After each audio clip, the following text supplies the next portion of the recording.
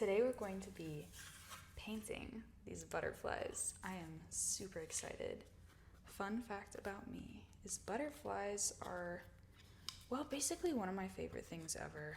I actually sort of unintentionally collect butterfly things. I don't know when exactly it started. I think maybe at least a decade ago. At this point, I have several pairs of butterfly earrings. Some of them are wing shaped, some of them are shaped like entire butterflies. I have one pair that I think actually has butterfly wings, ethically sourced, I promise. But yeah, they're so delightful. So here I've got rainbow paints, brand new. Let's just go ahead. Oops, upside down. Oh wow, there's so many fun colors in here. All right. Wow. So this will be lots of fun to work with. We've got kind of an assortment of candy colors and pastels. So I'll be working on both of these butterflies at the same time, so that while one's taking a little turn to dry, I can work on the other. And I gravitate towards the pink first.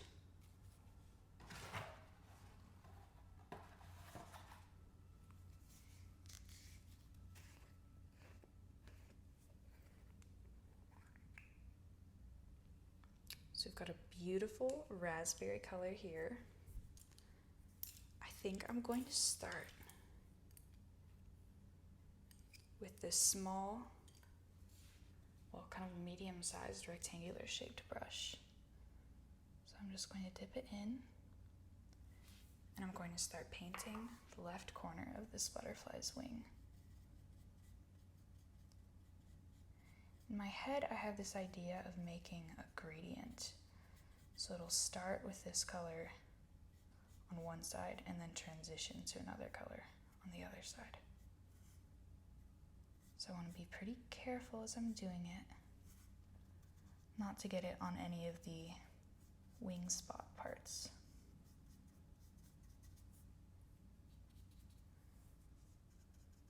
I don't want to overload my paintbrush because that is how we make messes. And it is true that it's possible to clean it up, no problem, but I'd rather not at the moment.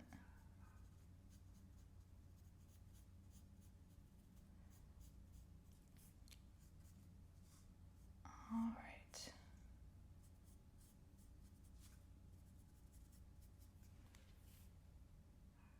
I'm going to do just a little bit more of this color, and then see what else I want to add. Chances are I'll end up adding a second coat because this wood is thirsty. She's really soaking up the paint.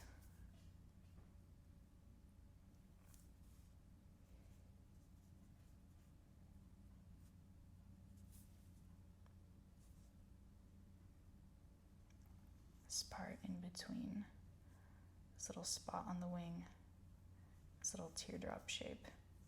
It's kind of tricky. I'm glad I chose this and not the big fan brush yet.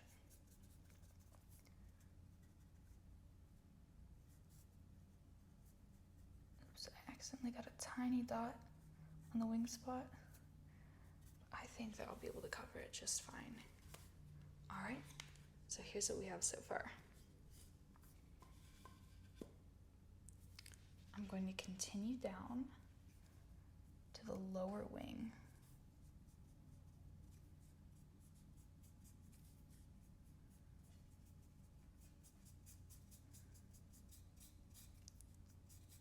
I'm making kind of short, quick strokes here and blending it outward because I want to be able to blend it with another color, although I'm not quite sure which one yet.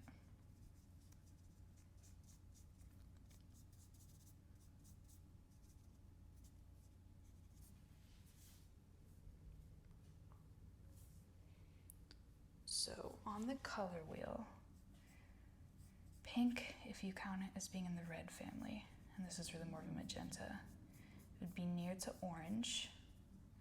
If you count it more with the purple crew, it would also be fairly near to blue.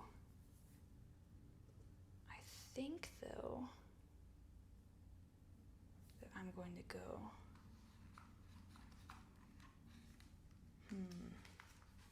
Decisions. I think I'm actually going to add a little bit of white.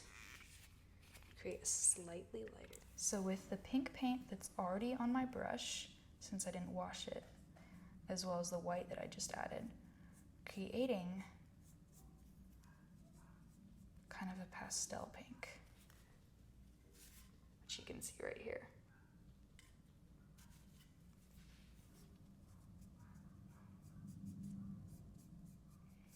So I'm going to keep blending that towards the middle. If I want to add in another color, like a little bit of either orange or blue, I can do that later.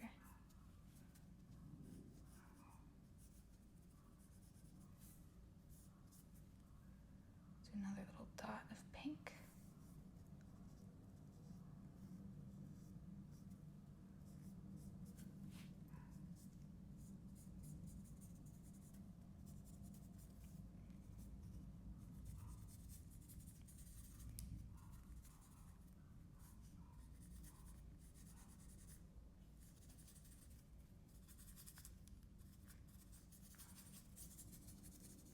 Blendy, blendy, blends.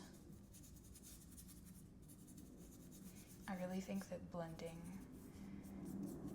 is such an essential part of what makes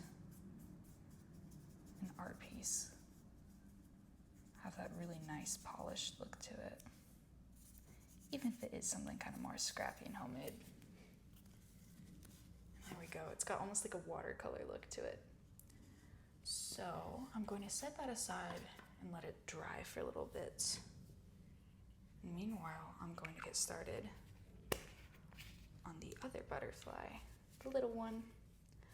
I am obsessed with these socks, so I'm going to try to mix a shade of pale lilac that matches what I'm wearing right now. In order to do that, I'll take a scoop of white. And it's a lot easier to add to the white than to add white to a darker color, because white does not have any pigment. So this one seems to be purple. And we've got this minty, pale bluish color. I actually think that that could contribute. So I'm just going to add a little scoop of that.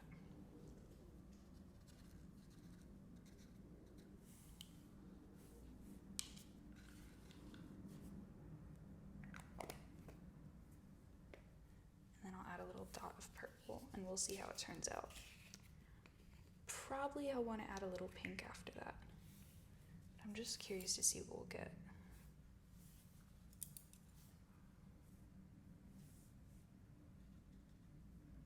I think this purple is probably very saturated.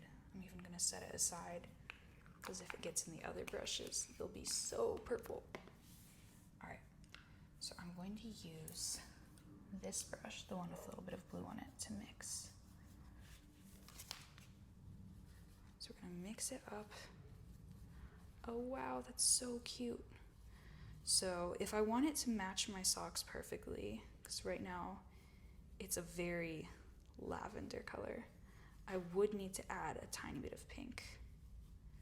However, I'm going to start with this color right here and then add a little bit of pink so that I'll have this shade slightly more on the blue end, and then I'll have a slightly pinker version of it to add on later to blend with it.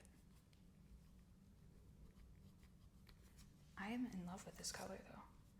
All right, so I'm gonna go ahead and paint the edges of the wings.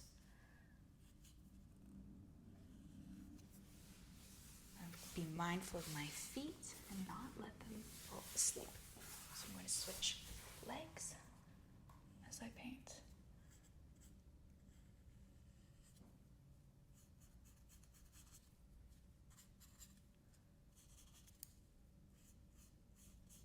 This brush is angled, which is really nice for getting around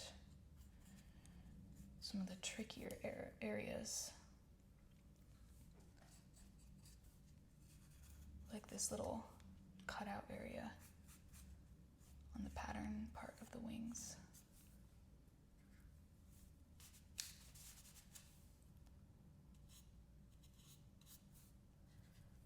I already know that I'm going to be wanting to mix a few variations of this purple. I think I'm going to be less cautious with the pattern part here because this purple is very light.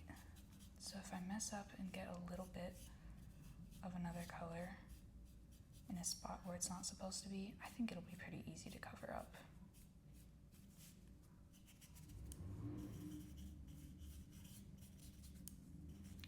So I'm just going to fill in the background of the wings completely. I'm starting at kind of the trickier part. So I'm using the angled part of my brush to almost trace along there and then blending it outwards in quick little strokes.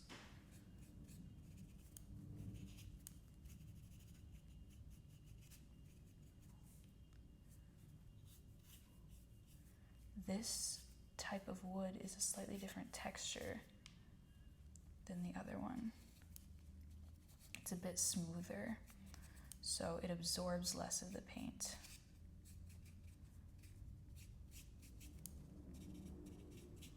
So that means it doesn't soak in as much, but also I can't put as much paint in one spot. It kind of spreads out.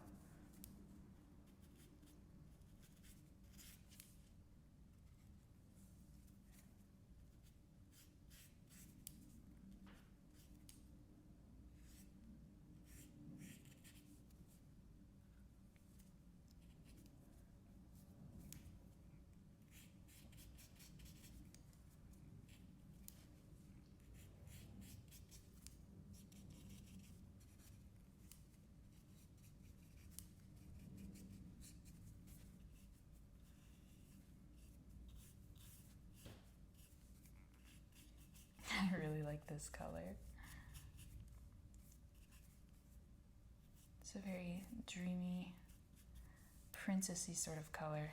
Like it feels like something a Disney princess would wear.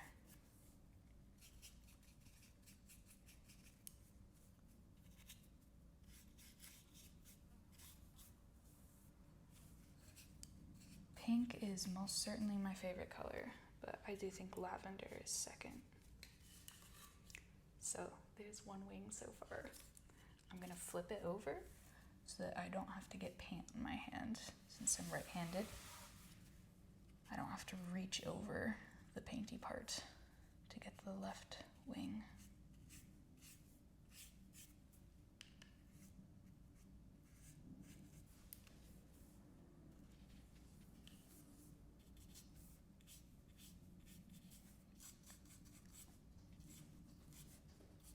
So I'm generally painting away from my body on this end.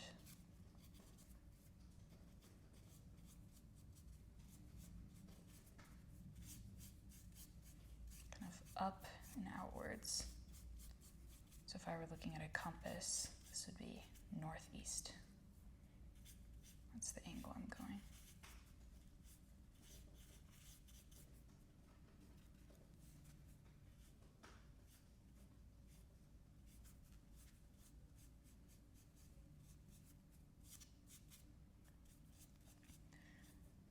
I think that part of the reason I love butterflies so much is they just kind of, I mean, aside from having awesome character design, they just sort of represent a lot of things that I like. Freedom, happiness, metamorphosis. always been so fascinated by that aspect of butterflies. They start out these cute little guys, little caterpillars, and they build chrysalises and then just completely reshape themselves into something totally awesome.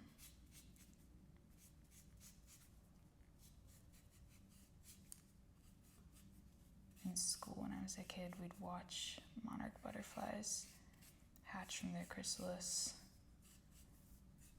I mean, I don't think there's much else in life that feels closer to real magic than that. Seeing a butterfly step out of its chrysalis and stretch its wings, pump oxygen into them, and you let them outside. And these are monarchs, so then that same butterfly you saw would soon be migrating thousands of miles, that tiny little guy. They really can do a lot. And they're great pollinators.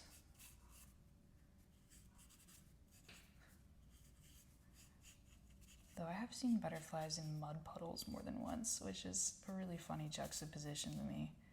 You have this majestic, fairy-like creature, and then in a disgusting mud puddle.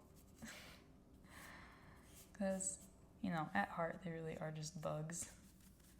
And they're kind of scrappy. They don't care. Alright. So we have that wonderful, sort of dreamy lavender background for these wings. I'm going to go back now to the pink butterfly and continue working on that. So I've had a little time to think about it. I think I might even mix up a new shade of blue for it to transition to. So I'm going to take this blue-green color, open it carefully,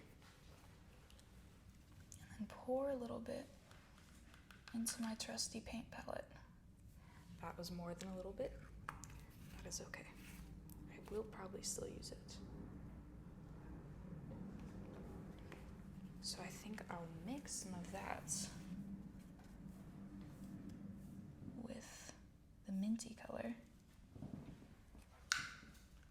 And that would really be more of a green. So I'm gonna add a little bit of straight up blue. We've got a nice royal blue kind of color.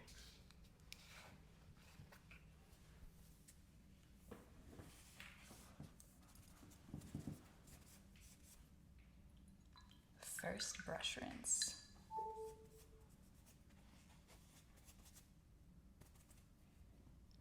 So I'm going to take a dot of this, and then this will become almost its own art piece, my paper towel. I actually do really like how these colors are looking now. This little dab of blue, it's kind of beautiful. I've had so many times where I've painted something and almost end up liking my palette more. I like this blue so much, actually. I'm going to start with this wingtip, pure blue. And then just see what I feel like doing from there. Since the wood soaks up so much, it also shows up as kind of a lighter color.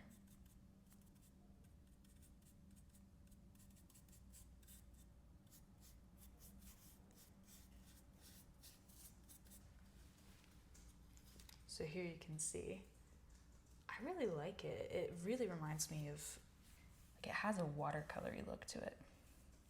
So now I'm going to mix together this dot of darker blue with the mint green.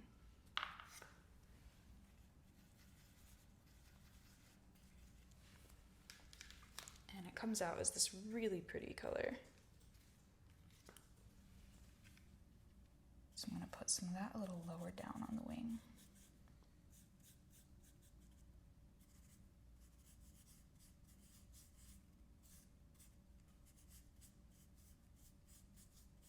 I definitely think I'll end up adding some in-between variations too at some point. Add a little bit more of that greeny turquoise color. Just for a really pretty blended look.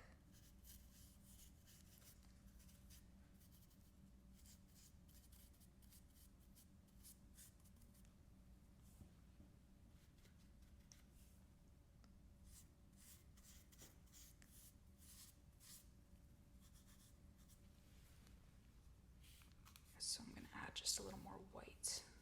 I'm actually going to take, I'll show you in the meantime. I'm going to take the brush that has white on it and just blend down from the blue that I've already done.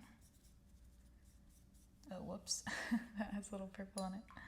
It's okay. That's what I get for not keeping track of my brushes.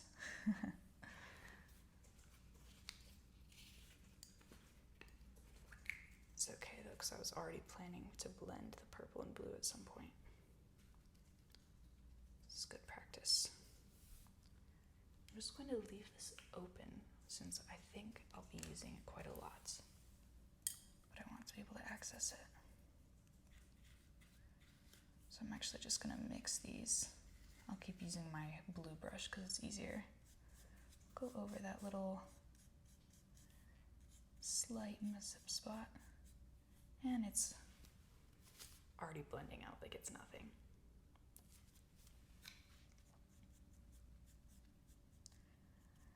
Oh, I really like these together.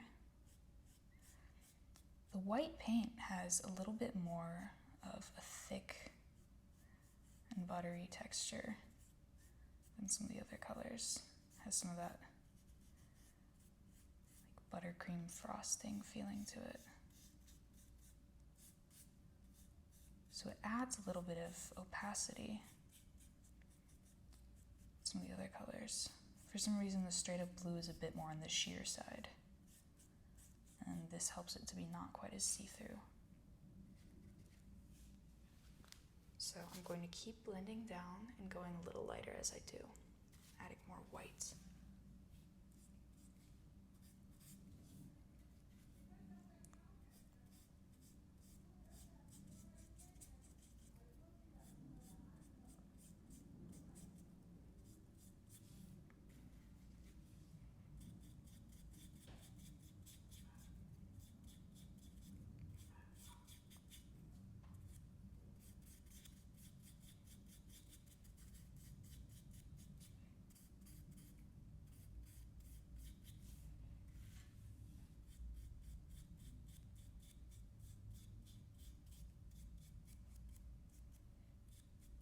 It's really a sky blue. Like just one of those really clear days in mid-April. You just look up and think, wow, being outside is awesome. Before it starts to get too hot. So I'm almost done with my first layer of blue. Now I have to decide what color I want to use in the middle part of the butterfly for the transition. Do I want to actually blend the two colors together, or do I want the center to be white maybe? Here's what we have so far.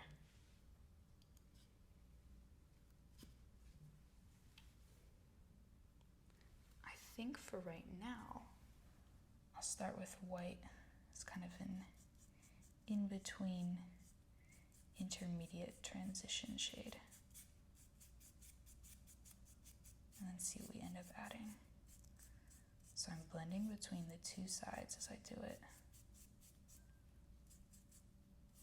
The blue is blending a little bit better since it's still wet. The pink is more or less dry.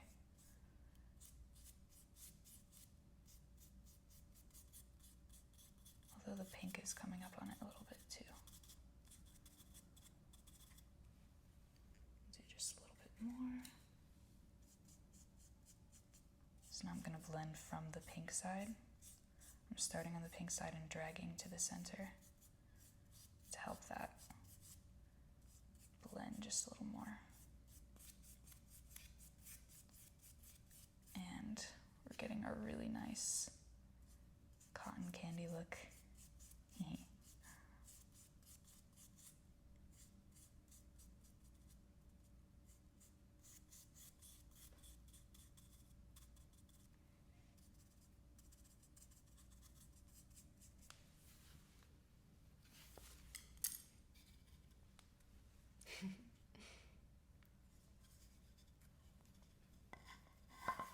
I don't know why. Something about that fade from pink and the blue, it just makes me so happy. I kind of like the watercolor effect too. I might not end up adding that many layers to that one, but I think I will for this one. So I just want to kind of deepen the intensity of the purple. I think that I want one that's a color that's a little bit more saturated, like a little bit more purple, and then one that's basically the same but more pigmented, kind of a darker purple. So I'm scooping the lavender shade that I already made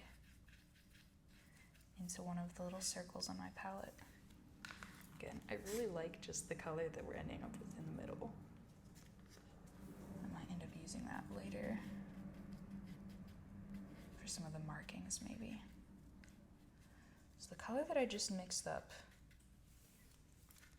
it's basically like my socks, but a little bit more pigmented. I want it to have a bit more white in it. Oh no, I got a little on my finger, but it's okay. I want to have just a bit more white in it. So I'm going to take this brush that I've been using for the white, scoop some out. And again, I'm actually going to add the purple I just mixed up into the white. It's a lot easier just to add a little dot of purple, and then if it's too light, add another little dot.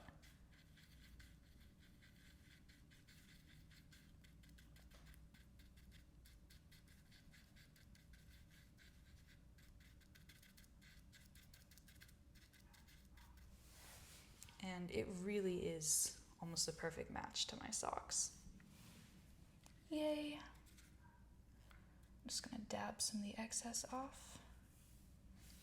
And I want to go around some of the edges of the butterfly's wings. So maybe the middle parts of the wings will have some of this. So it's adding dimension. I'm going to blend it into the color that I already added. Since it's such a close match, I think it'll blend really nicely.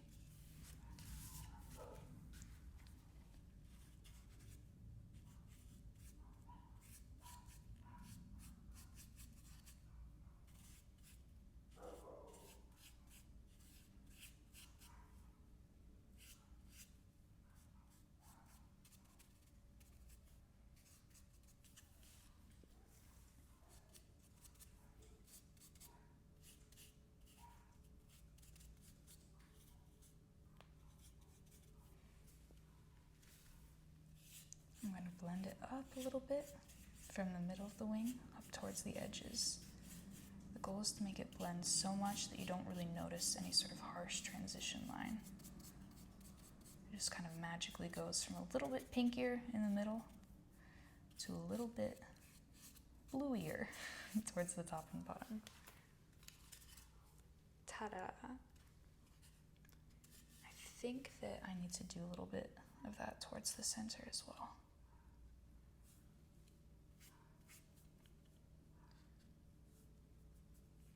Just a little bit at a time. I really don't want any huge globs on this brush because it's a little bit of a thicker paint. Just a little bit on the thicker side.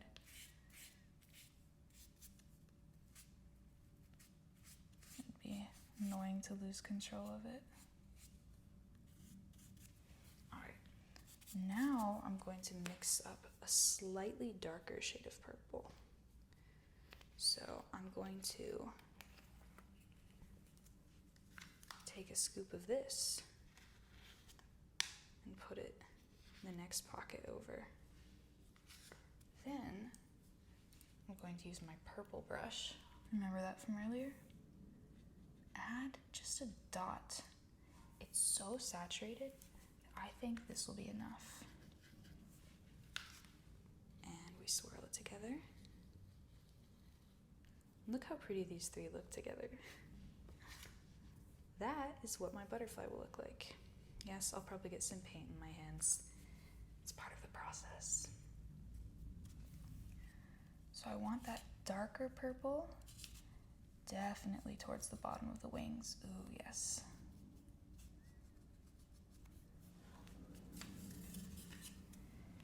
And probably towards the top part as well. I'm gonna let this be a dry brush to blend it. So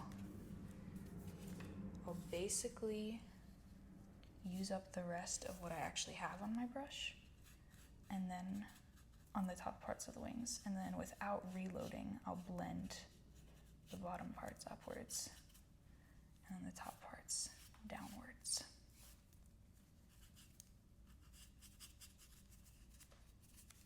All right.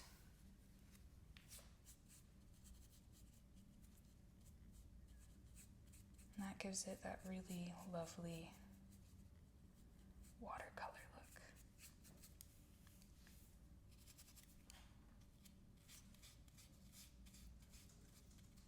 This angled brush is so great. I am a fan. So you see that? That is the blending that I was talking about. If it does end up drying early, I might even add a tiny drop of water. But I think I have a little bit of time.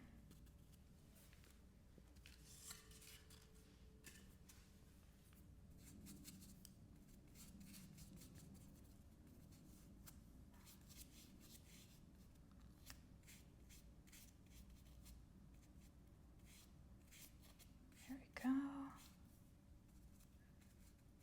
Just blending it downwards a little bit.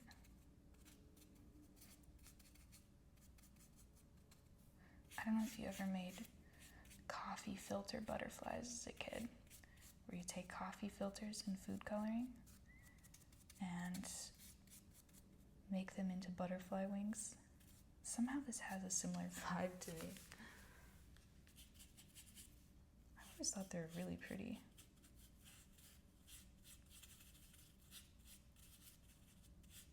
It's that almost like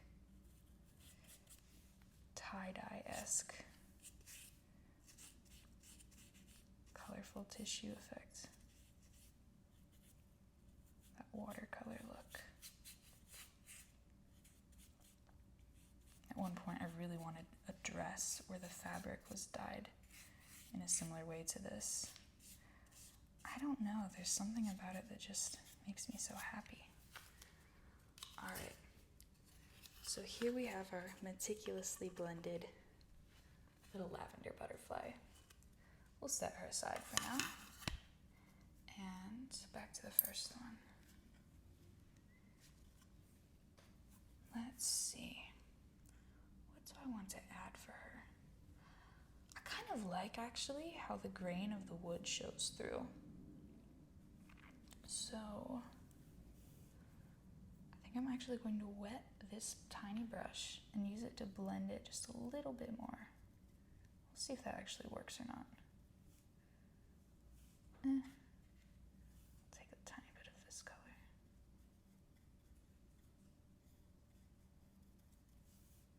That needs just a dot more of blue, I think.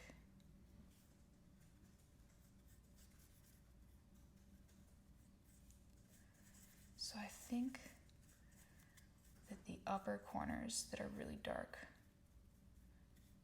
could maybe use just a little bit more pigment to give them that sort of oomph.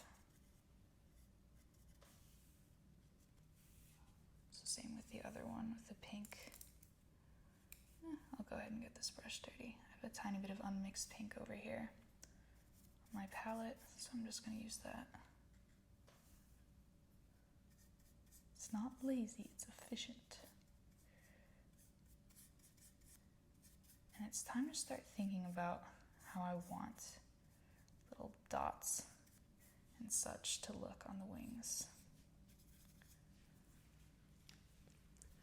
So I think it could be fun just to do almost like a variation on the colors that I have.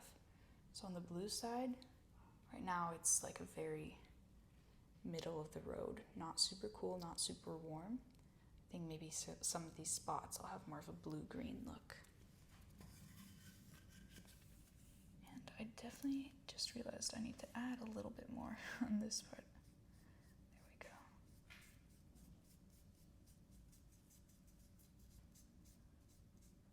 Just a little bit of that wing was still naked. Whoops.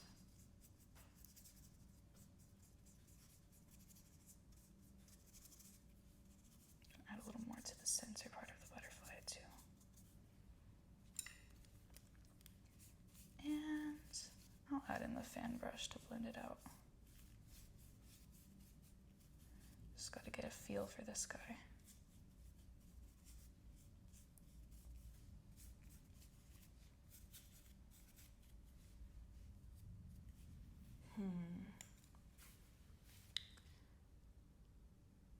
Interesting.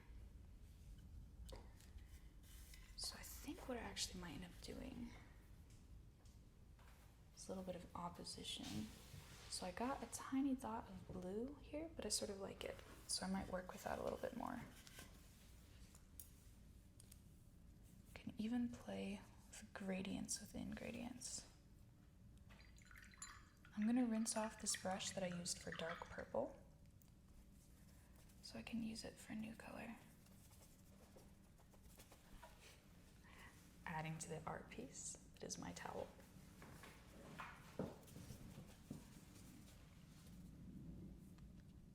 So, I'm going to take a dot of dark pigmented blue.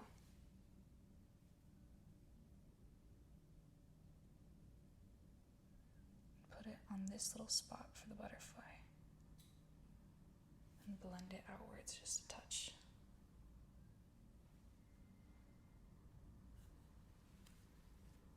Let's see. Ooh, I know what I want to do. Okay.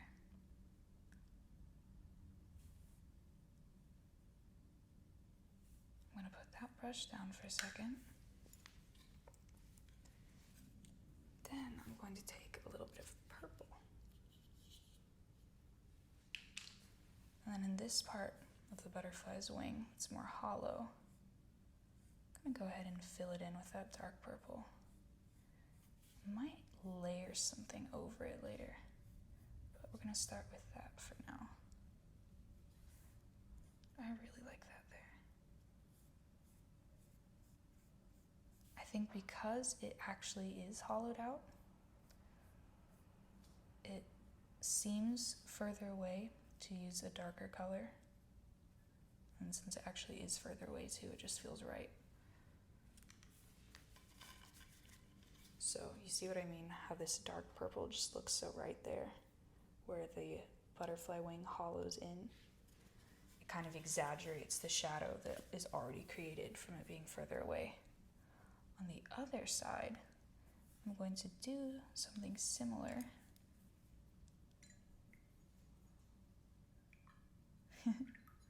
I just love the color that the water's making right now. Eventually it'll probably look gross, but right now it's really cool. So I'm going to take some of my slightly greeny color. I think I want to make something that's a mix of the greeny color and the actual dark blue. I'm going to call this peacock blue. Oh my gosh. just love when you have an idea and it looks just the way you imagined it. So I really like that there. So to echo what I've done on this side with the blue, I'm going to add a little dot of pink. I think I have a slightly different shade of pink here. So if I can open this safely without any explosions, I will use it.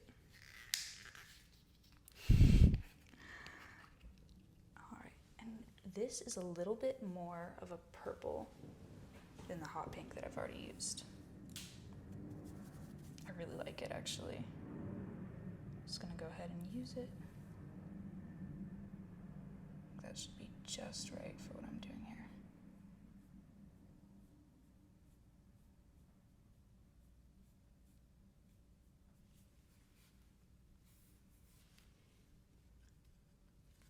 And again, that's like a starter, but it's gonna make a nice contrast, I think. Don't drop it.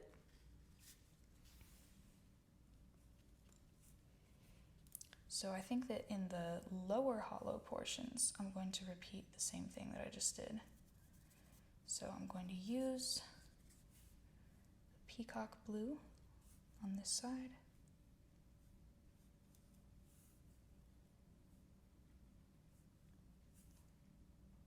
Fill in that hollow part with it.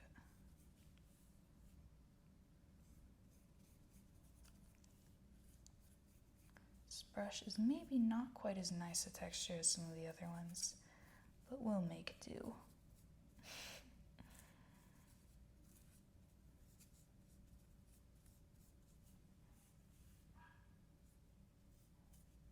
And then back to the first side.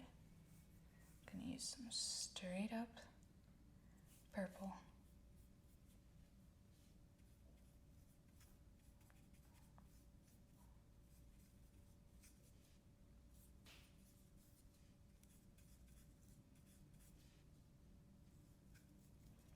I think that keeping those little cutouts as one solid color will work really well as a counterbalance to the gradient on the main big wings, as well as little teardrop shapes that we'll be doing.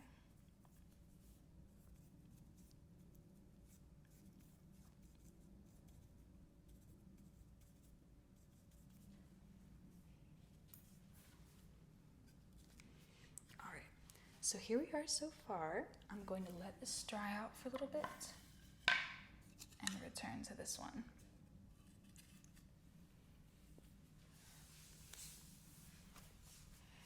All right, so thinking about colors that go nicely, this, I kind of want to do either a silver or gold. I think that some of these paints might have a slight metallic tone. I kind of want to peek at each one and see.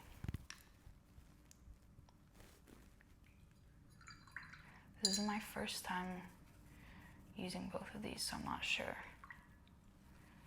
This brush still has a few traces of blue in it, so I'm going to use it for the silver one because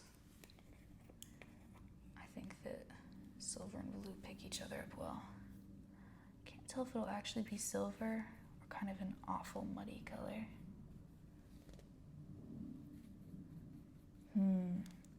I'm not sure whether or not I like this one. So we're going to put it on pause and look at this one. I think, though, that it should be possible to mix it into something I like a lot.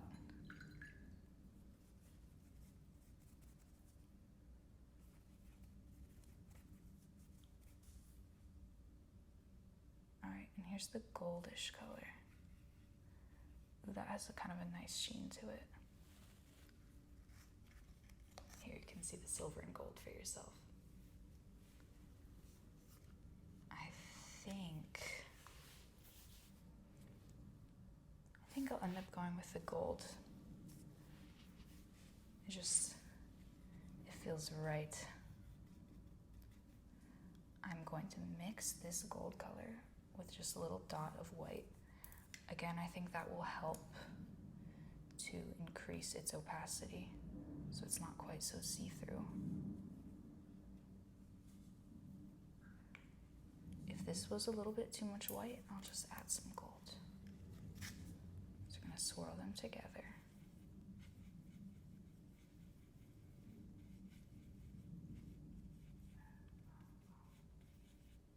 All right, I really like this actually.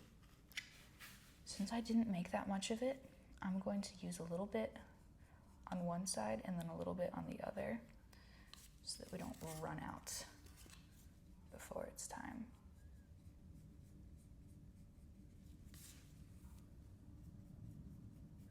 It'll help maintain this symmetry so that even if I do run out, at least it'll look the same on both sides, and then I can just add a little white to the top or a little white to the bottom, and it won't look like I didn't think ahead. All right, do this little wingtip. I think that regardless, it could benefit from a little bit of white anyway.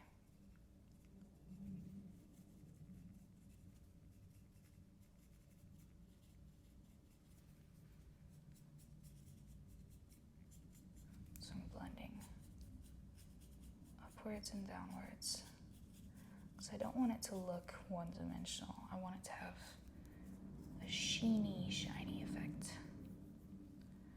So I'm actually going to pause with the gold where it is and continue working in white. I'm gonna dry it off and use it almost like a white dry brush. And I think that'll help it have that metallic look to it.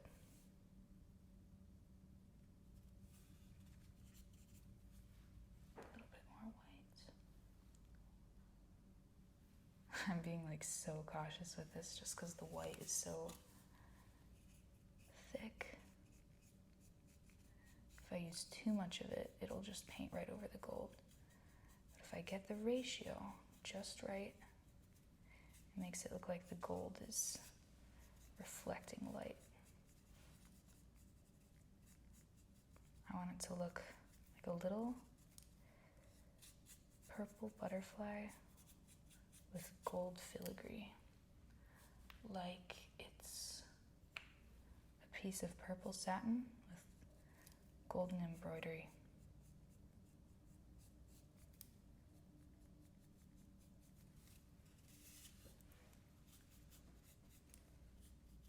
When in doubt, blend it out, as they say. Do a little bit more white on the bottom portions of the wings.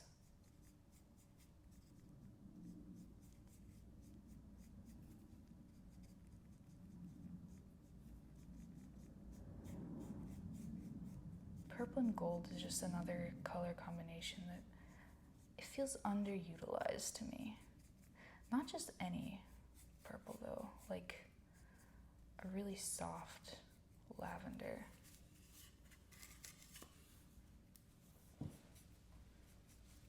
It feels very, I don't know, it reminds me of like the evening and nighttime in the summer. The last little moments of sunset.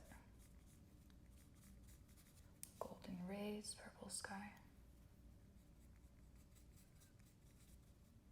So there's little bits of lavender kind of getting on to the gold filigree portions of the wings, but I really like that a lot. It helps sort of blend everything together.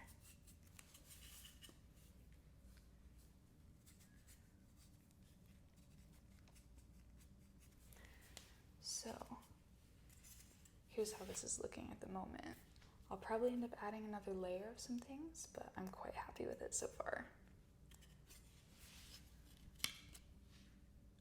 I'll definitely want to go a little deeper with the purple, I think.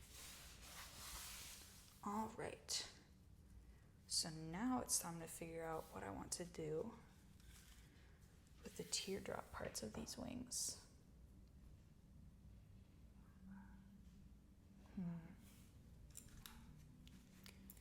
Since I already have this brush out, I think I'm going to blend this darker blue with the minty color.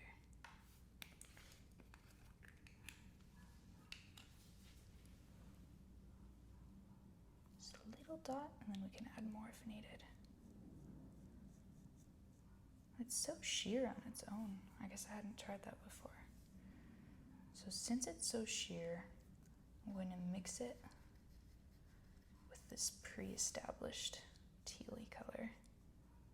And that'll help it just sort of blend.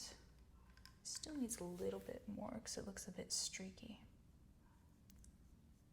But I really like how it goes from like a super straight up blue to more of that green color.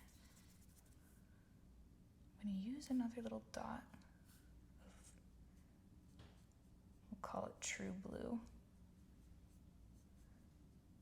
Blend it outward, dry off the brush, take some of the minty color, and then blend from that side. I'm going to repeat that a few times.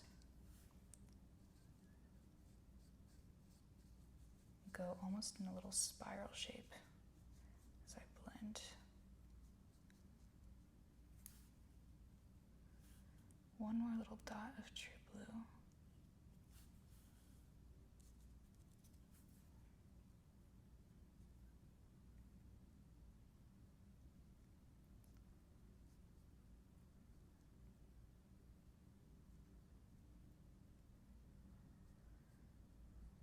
I'm so focused right now.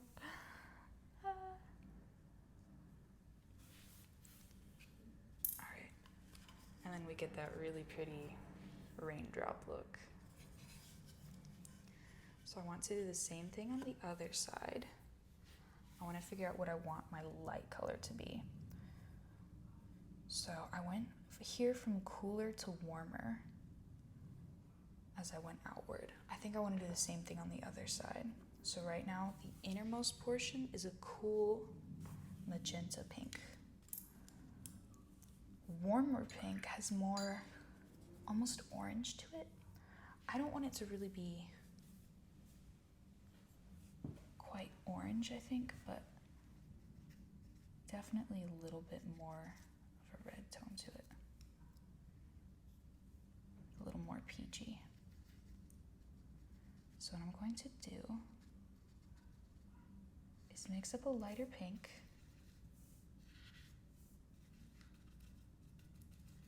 and then I'll add just a smidgen of yellow to it. I'm gonna go ahead and dry this off.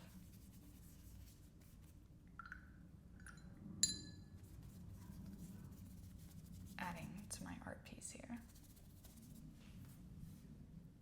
And yellow.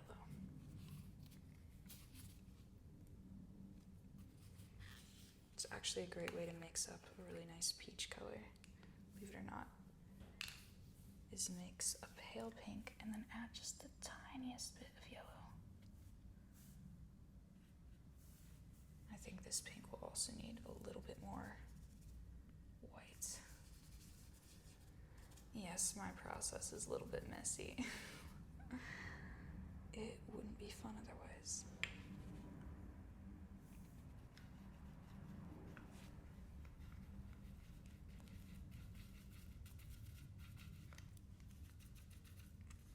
So here we've got a really fun, super peach color. I do want it to be a little bit lighter, but I think I'll actually just start with this for right now. You can see it right here. I really love it, actually. Kind of a bubblegum-ish color.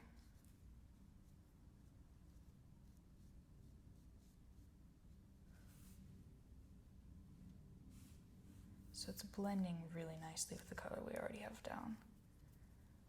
I'm add a little bit more of that dark fuchsia at the point of the teardrop and blend it down towards the peachy color I just created.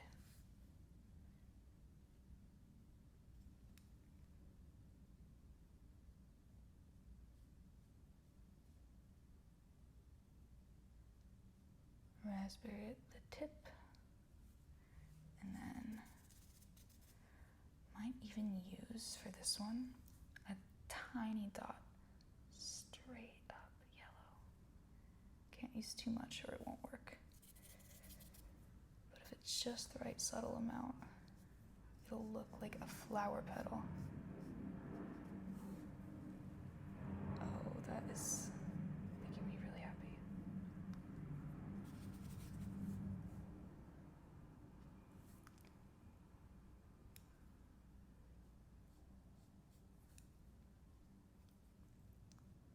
Just darken up the point a tiny bit more.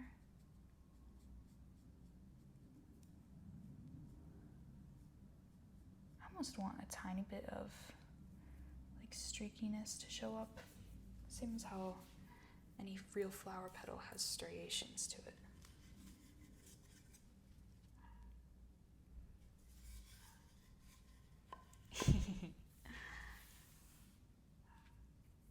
I think I'm getting an idea for what I want to do at the top. I'll either repeat the same thing or do the same thing but in reverse. But we'll let this dry off and I'll think about it.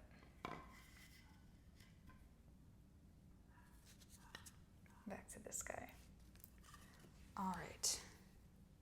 So I want to add just a little bit more of a little bit darker purple to the tops and bottoms of the wings. I'm gonna go around and add a dot at each corner. I only added a little bit, so again I'm gonna sort of very slightly wet brush this. So right now each corner is dark purple and I'm going to be blending them like this.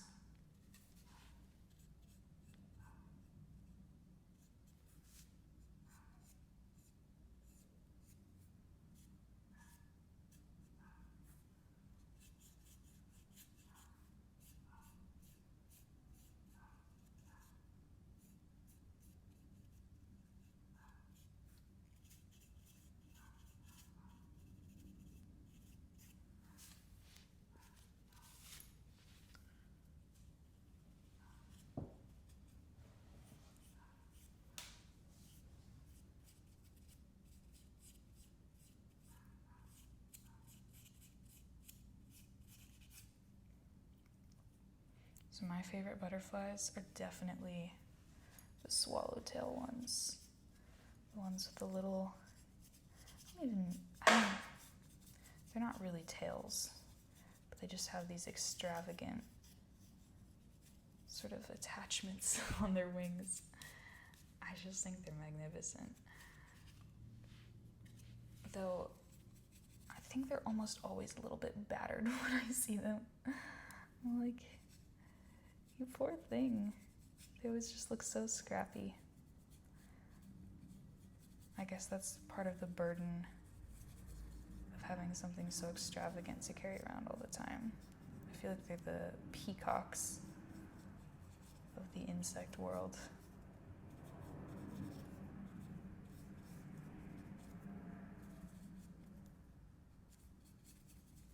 Alright, so we're blending up that purple. It's a little bit darker along the bottom edges and the top edges. So I'm going to add a little more again into the top edges. I think it could look cool to also add an adjacent color to purple, just for a little bit of an undertone in some spots. So either a little touch of something more blue or magenta, possibly both, here and there.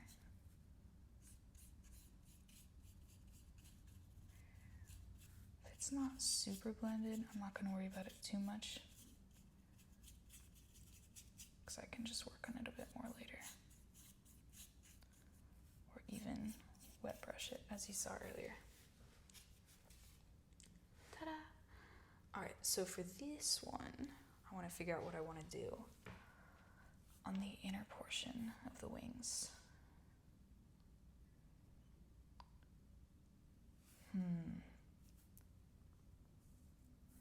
I think for right now, I'll start with just a base layer of my tried and trusty little magenta color. And just fill in the bottom hollow parts of the wings with those.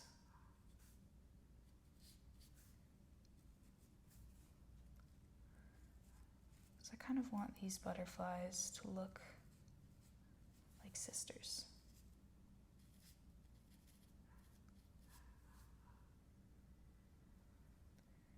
This one would be the little sister. The other one's the big sister. Why are they the same species and have completely different looks? I don't know. Leave my logic alone. Alright, this brush is not great for filling in that part. It's a little messy. So I'm going to rinse the flat brush. Actually, I think the angled one will be best for it. They needed to be rinsed anyway. Also, my palette is so fun right now. Ooh. I like the color that this brush rinsed to.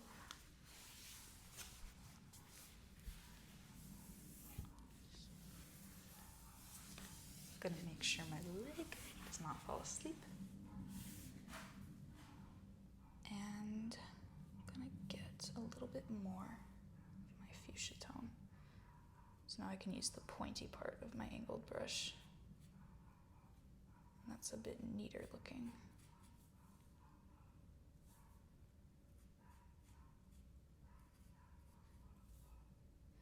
It's like little hollow parts. So tiny.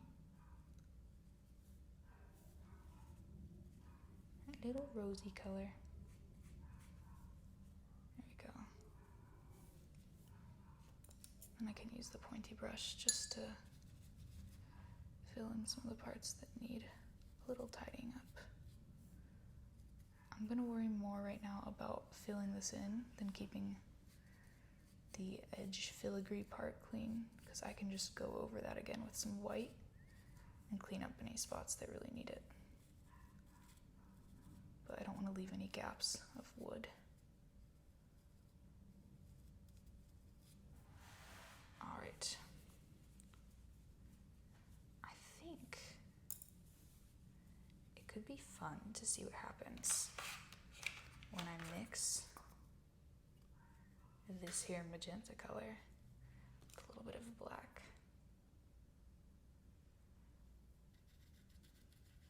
All right. Magenta and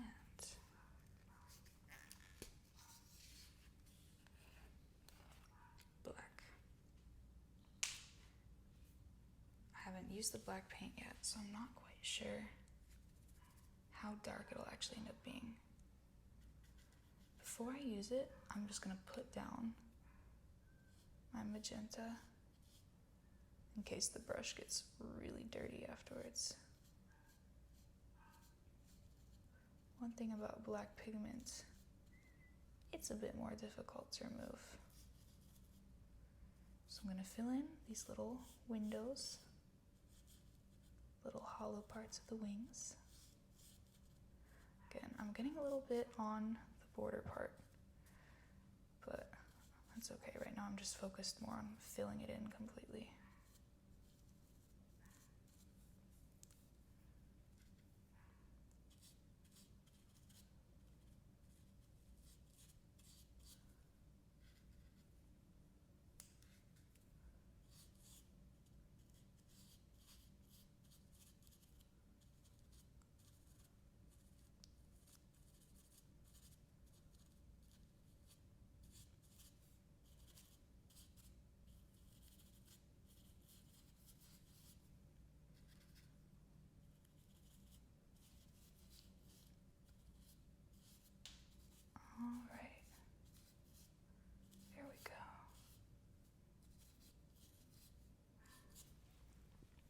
So, as I said, right now it's a little bit messy, but we'll clean it up later. So now I'm gonna do a tiny dot of black. So we're playing around a bit with the concept of shadows and hollowness. Since this part is actually a little bit deeper in the butterfly, we're going to exaggerate that effect by filling it in with a little bit of black. It's not really going to be straight up black for the most part. It'll just be like a darker fuchsia, but I'll start with a little bit of black, and then we'll add more of a transitionary color. So yes, it looks a little crazy right now, but have faith. So I'll take another little scoop of fuchsia and blend it into the black.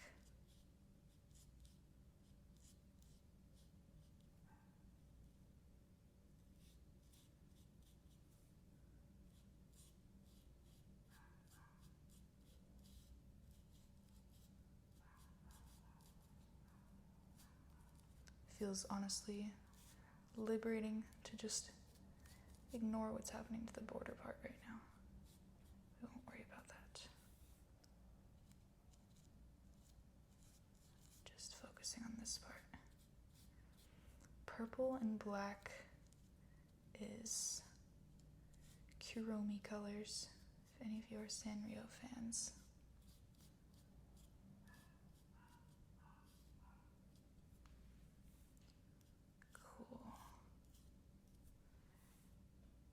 I feel like these are colors that would signify in the wilds that the butterfly is poisonous. A lot of butterflies do that, and then others mimic them.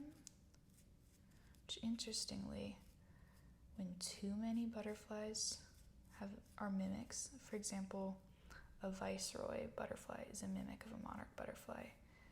It has the same coloring, but unlike the monarch butterfly, it's actually not poisonous to predators. So when you have too many of those, it stops being as effective to ward off predators. It has to be a very delicate balance, because the predators start to learn, oh, actually orange and black butterflies are delicious. I've decided, though, this one is poisonous. She really is. All right, so you can see kind of within the hollows how that looks. I really like it. I definitely do need to clean up the gold filigree part, but before I do that, I want to clean up / blend the purple a little bit more anyway, so I'm not going to worry about that for right now. I want to use similar color patterning for the body, though I'll also add in some white, I think. So I'll put in some magenta. I think I'll have it go dark at the head, it's like a little black at the head, and then white towards the center of the body, and then dark towards the bottom again.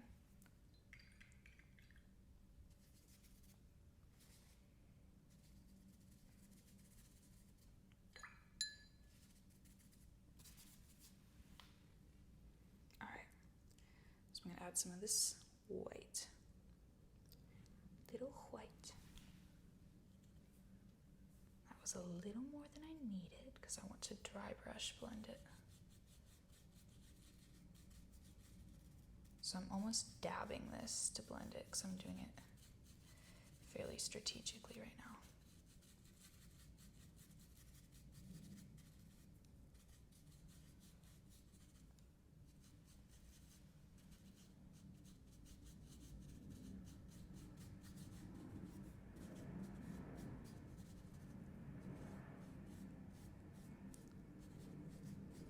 Again, it's a very rose-like look. This girl would probably camouflage beautifully in a flower. So you can see we're going lighter towards the middle on the wings and the body, and then darker towards the middle on the gold part. So it looks like she's being reflected on a little bit, almost like a metallic look. So again, towards the top and bottom, I'm going to use just the littlest portion of black right along the top of the head and towards the bottom of the abdomen.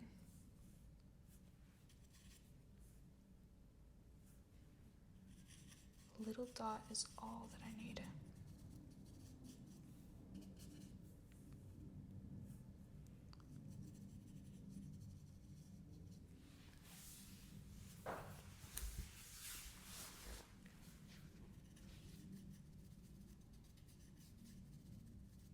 Black and pink.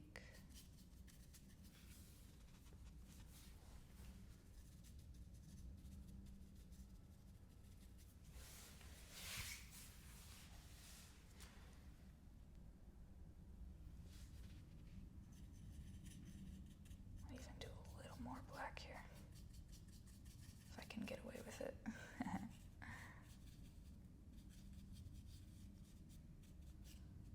By that I mean if I still will think it looks good. Gonna almost outline the noggin a little bit. Kind of wish she had antenna, but maybe I can add those later on with like a pipe cleaner or something. So you can see the sort of shadows I've created. I'm going to dry brush blend it a bit. And then if I really need to, I could add a little bit more of the magenta.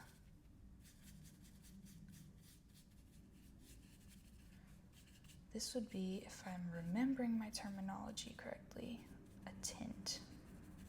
And you add a little bit of black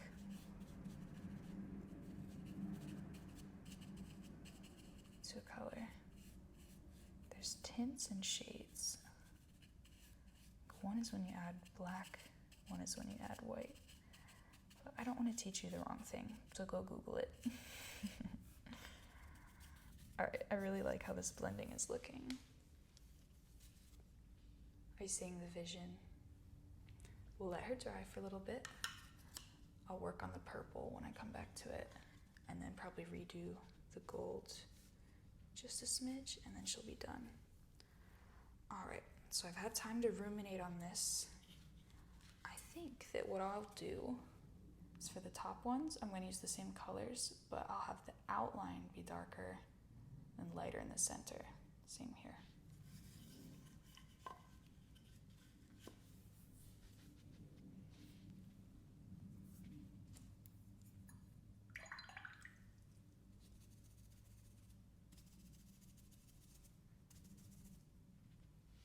All right, so I started with True Blue. So here I'm going to trace the outside of my teardrop shape with my True Blue.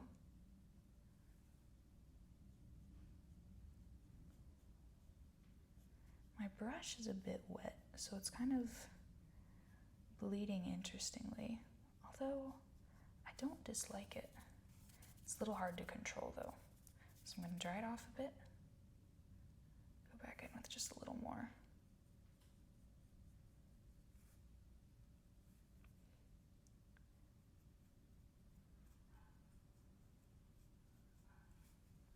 So especially towards the point, I want to exaggerate it.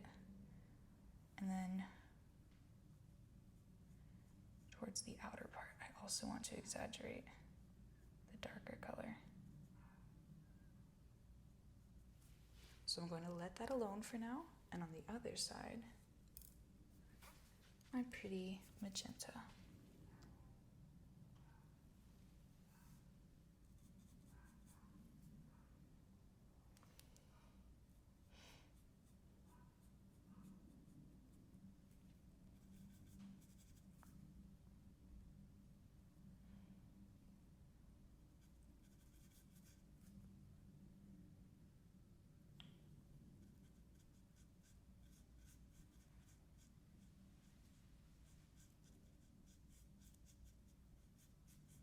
Big sis butterfly.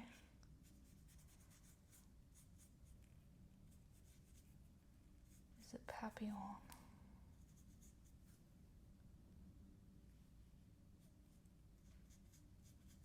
think I do have maybe a slight addiction to this color combination, but it's so good. I mean, it just makes me happy. I think that if you really like something, it just really makes you happy. You can go ahead and do it as long as it's not harming anyone. Alright, so here's what we've got so far with our little teardrop shapes. So to make them match the bottom portions, the first one, the bluer one, needs a little bit of our mint green. I'm gonna rinse this brush, add my art piece right here, dab, dab, dab, dab. Really, I love the story this is telling. A little bit of mint. I'm gonna put it right in the center.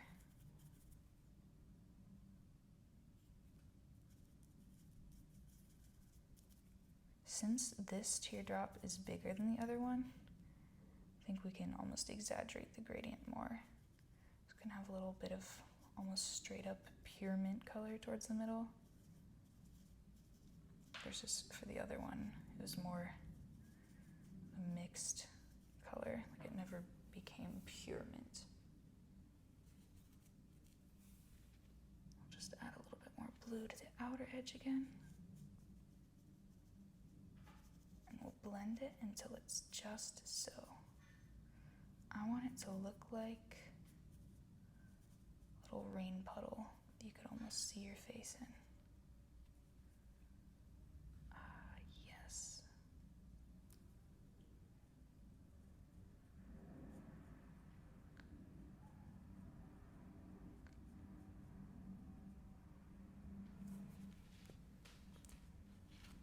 Le voilà, le papillon bleu. Alright, on the other side, we used that peachy color. And I still have some left. So, I'm going to just use what I got. If it ain't broke, don't fix it. This brush has a ton of gold on it. It's actually really pretty. There definitely is a metallic aspect to that color. I like it. Alright. Got that peachy peach. And then if it blends just right, I'm going to add a dot of pure yellow to the center. So blend, blend, blend. Till it looks just like a rose petal.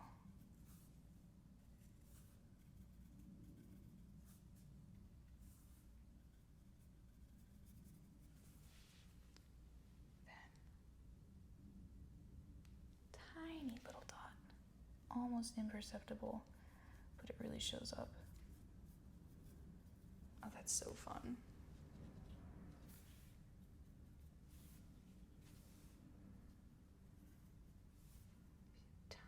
Tiny bit more peach. I'm like whispering as if I'll scare it away. I want to get it. Oh no, I accidentally got a little white on it.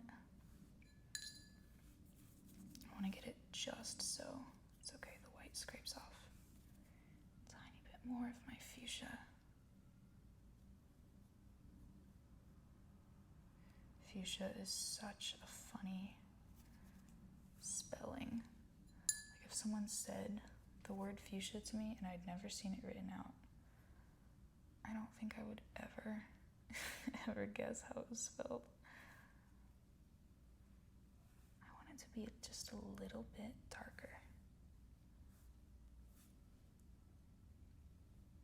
Maybe I'll mix it with the tiniest bit of actual purple.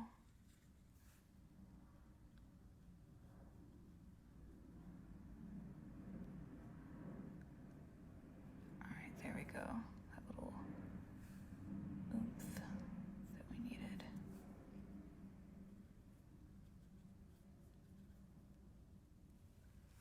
Right.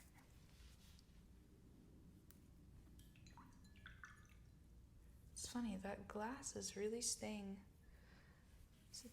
that same color. a little white.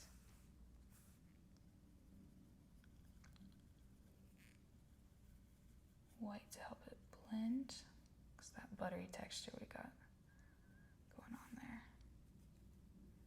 A little bit of it to the bottom one too. That one needs just a little help.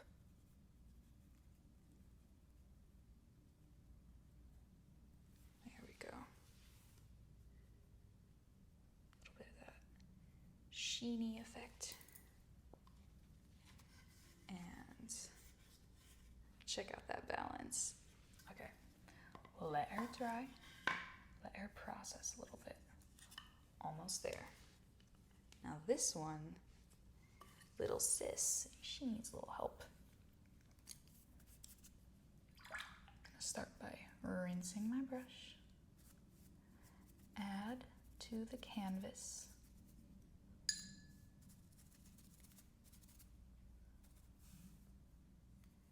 And I'm just gonna take a little bit of this color that I've got in the middle of my palette. Add it as a layer to the body of my butterfly.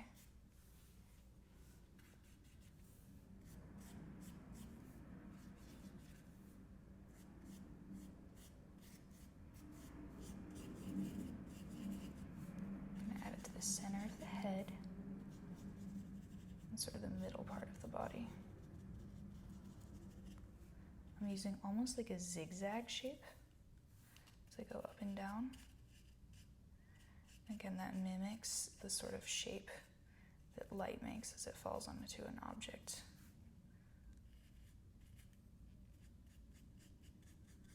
Sort of making little brush strokes side to side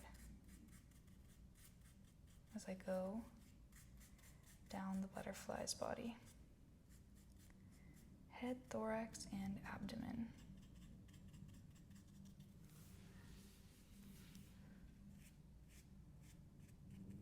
Take a little bit from the edges right along the head. I just want it to blend just so.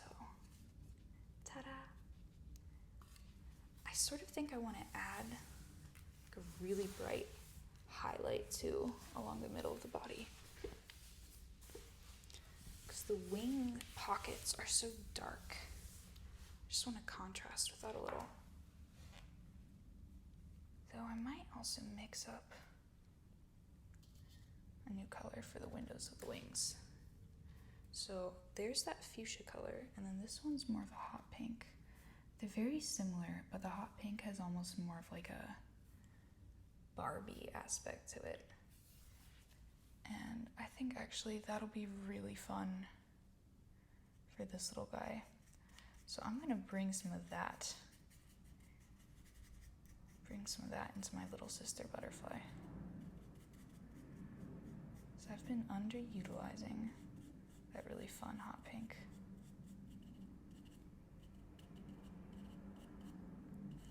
So that just adds a little bit of warmness, color,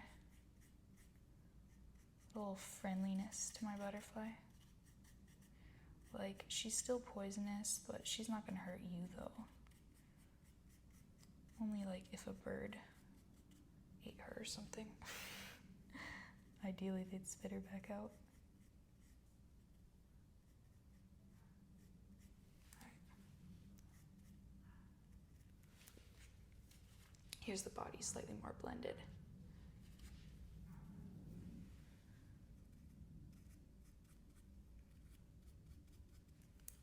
So I want to use a new brush, at least for the mixing part. I'm gonna add a scoop of the really hot pink to my palette.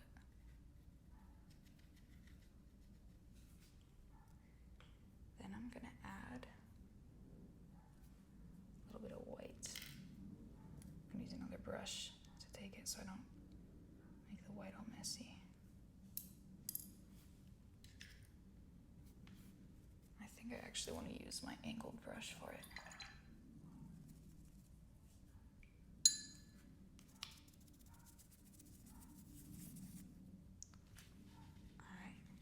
See how these two mix. Yay, Barbie pink. So, I mean, it's the same hot pink, but just a little bit lighter. So I'm going to start by adding little kind of stripes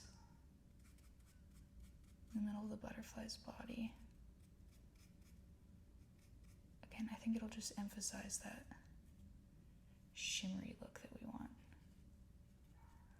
I might even go in later and make some like fake highlights. I want her to be a little metallic. Alright, now I'm going to use that. I'll show you how this looks. It's a pretty subtle difference, but I like it. So I'm going to use that in the same pockets of the wings.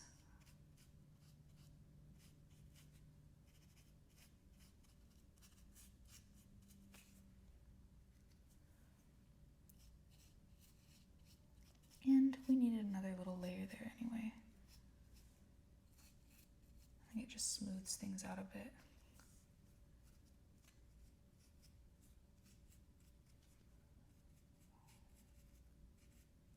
The bottom pockets are so tiny, there's not as much room to have that much going on.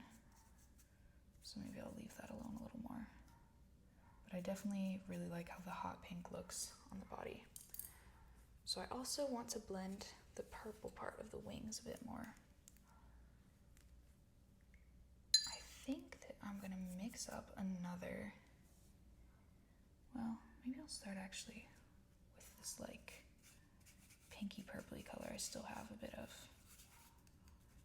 I don't have that much of it, so I'm just gonna do a little bit on one side and then a little bit on the other.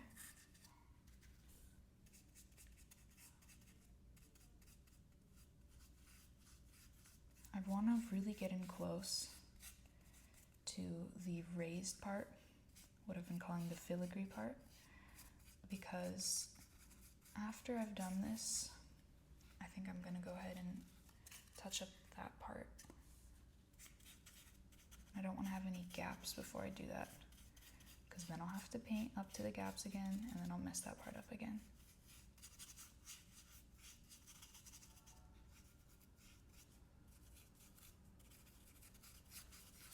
So I'm just kind of adding in other little shades of purple to the wings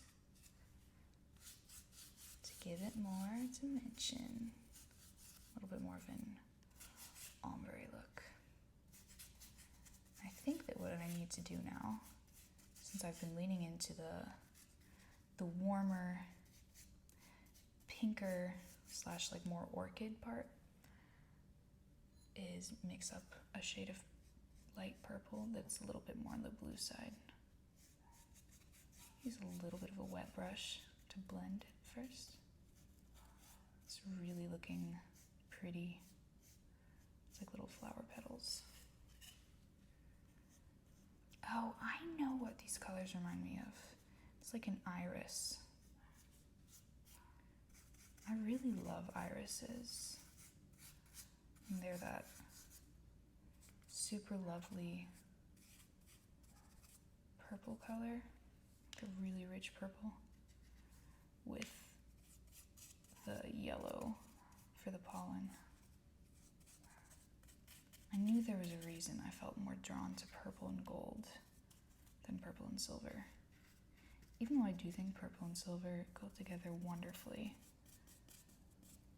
that gold color is just so prevalent in a lot of flowers. And nobody loves flowers like a butterfly. So it just felt right.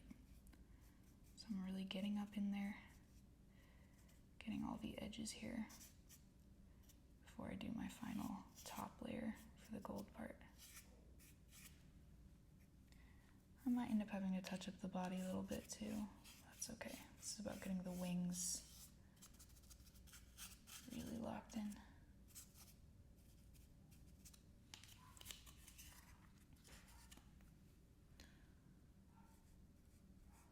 I really love this angled brush. Definitely my favorite. You can do like anything with an angled brush.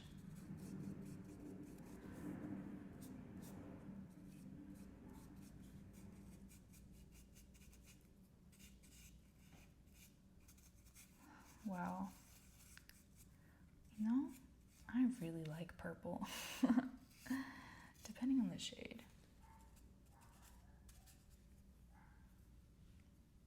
Like, I have to say, deeper purples, I admire them, but they're not as much my favorite.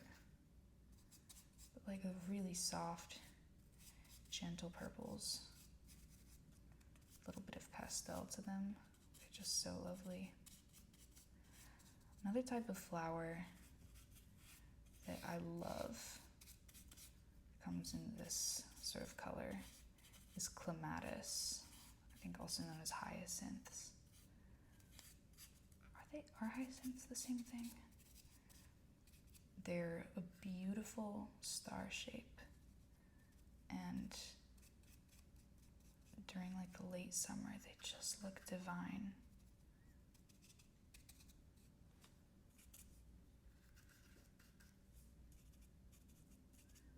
They have the most gorgeous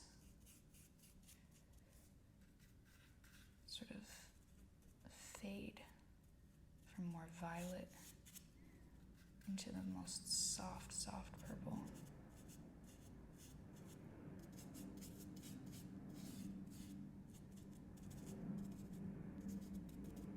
Nice, all right. So I'm even like kind of dabbing right here just to get that super luscious layer of purple.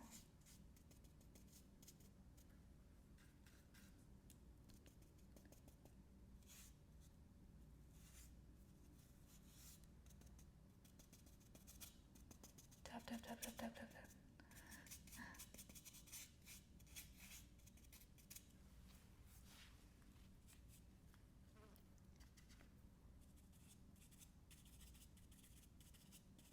Wherever I see a spot where it's a little splotchy, just kind of tap away at it.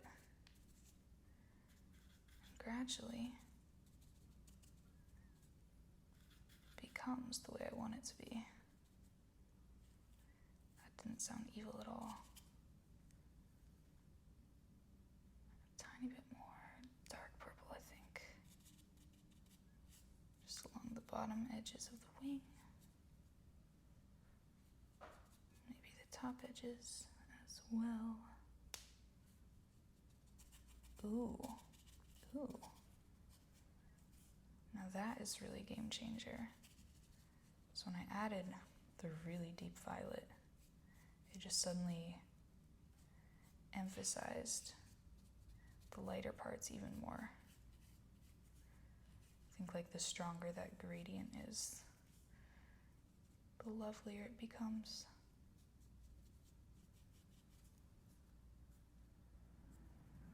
So it gives it that inky, blended, watercolor-esque look that I was talking about. You see? This is almost where I want it.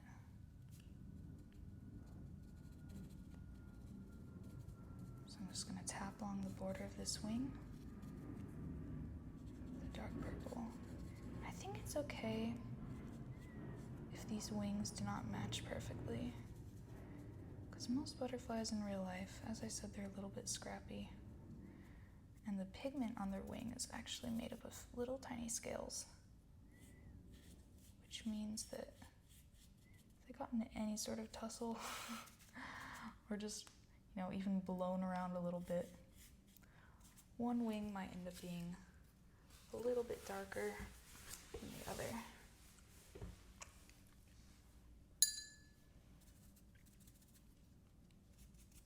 Some places. I don't know if you ever have seen a butterfly who has lost some of the scales in their wings, so that parts of it are almost see-through. Honestly, it's a very interesting look. I can't think of any other creature that has something quite like that, where they become translucent.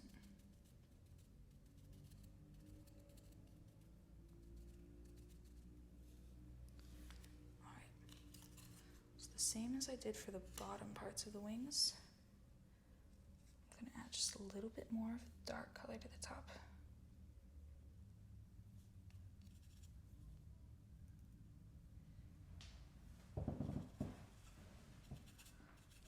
Dab it on.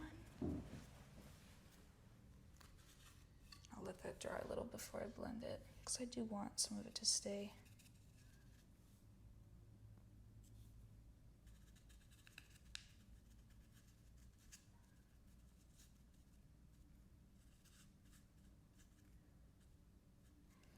There was a time in England where only royalty was allowed to wear purple. Which is so silly to think about now. But whenever I see the color purple, I do think about it.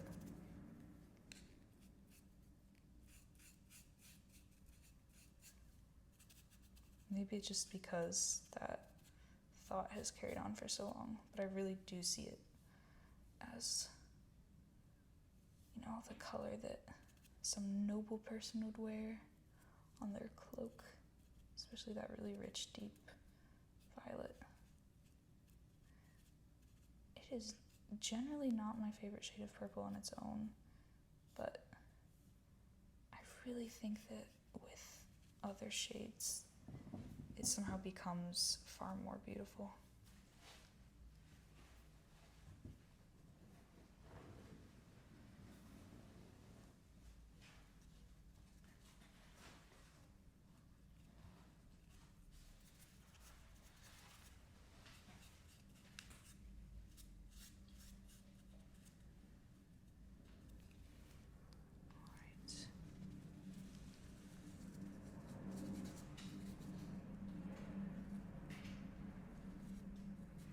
Get up in the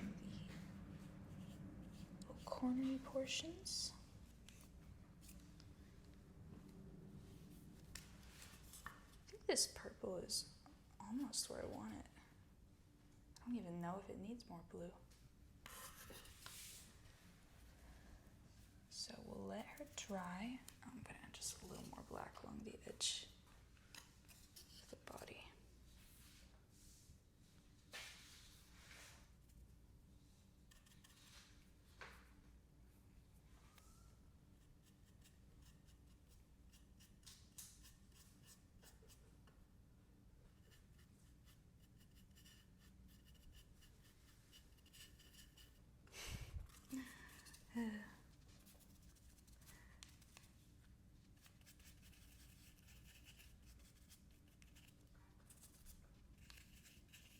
I just wanted to do a little bit more on the head and body.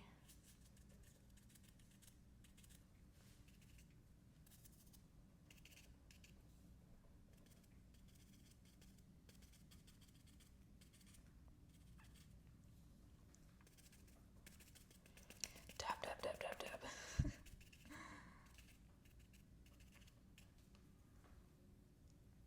There we go.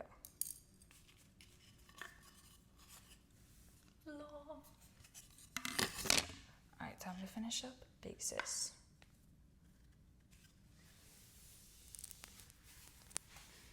So, I want to fill in little hollow parts that are circle shaped. I think that for those, I might,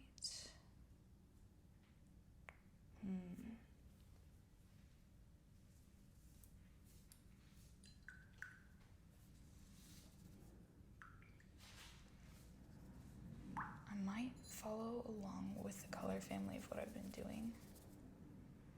I think I'll definitely keep it a solid color though.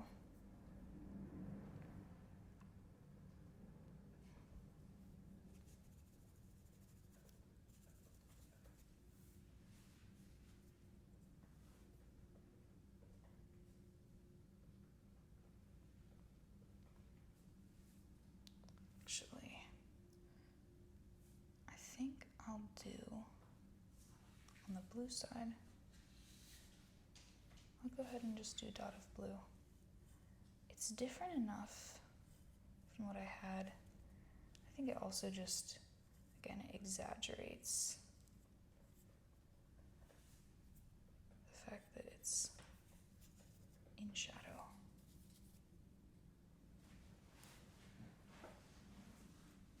If I don't like it, I can end up adding another color. I think I do like it. I just want to make sure it shows up dark enough that it actually stands out.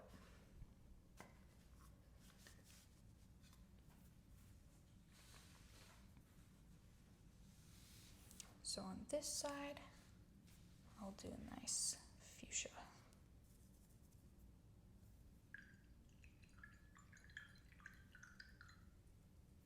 Forbidden grape juice. Dab, dab, dab. Dab, dab, dab. I've subconsciously found myself like dabbing the brush on parts of the paper that are similar in color. It really is like I'm making an art piece at this point. Alright. So I'll go with like a really dark fuchsia here. No, I got a little dot of it on my blue. That is okay.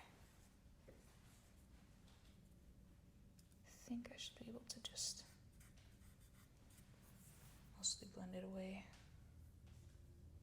Maybe it needs a little bit of white.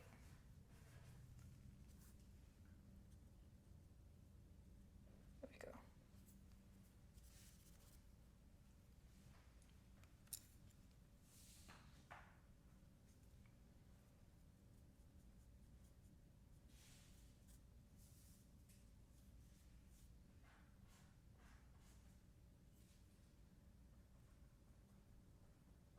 I needed a little bit more blue at the border anyway.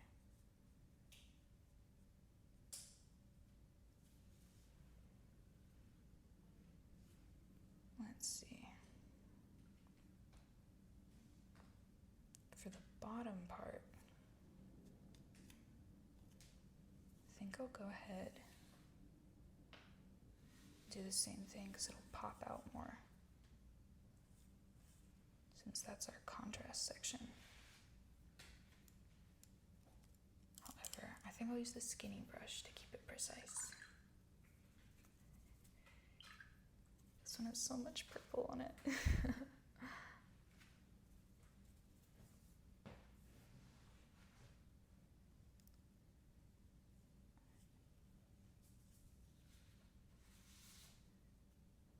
And just like I'm mixing a bowl, I swirl that color in. That's actually really satisfying. It almost creates an optical illusion because it's the same color as the dot at the top, yet it looks so much darker because of the contrast with the blue. So same thing on the other side. I do think for the other side I need to mix something just a little bit with the fuchsia, because as it is, it doesn't really stand out much at all at the top. I want it to have just a little bit of contrast. I want it to be a little bit darker. I'm just cleaning up around this little circle. So to make it a little bit deeper, I'm going to take some of the fuchsia, and then I'm going to add a little bit of purple.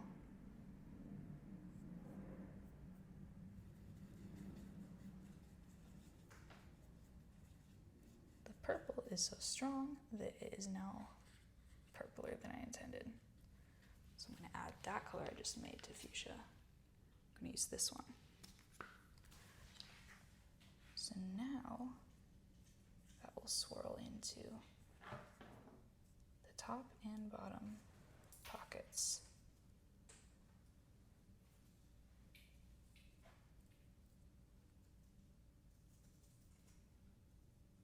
Carefully, carefully. Easy does it. Easy does it.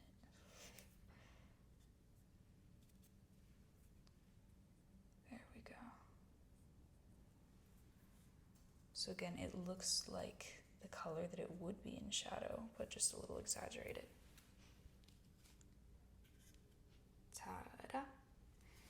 So for the final set of raised dots, I'm going to take the color that I did for the center eye spots, the center teardrop spots, I mean, and just exaggerate that a little bit more. So on the pink side, I'm going to take that mint green color.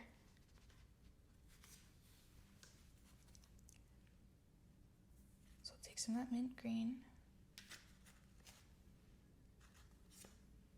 I think I'll actually take a lighter colored brush. I don't have to be quite as precise since it's an outer raised section. It's a little bit harder to mess up. And just paint it with that.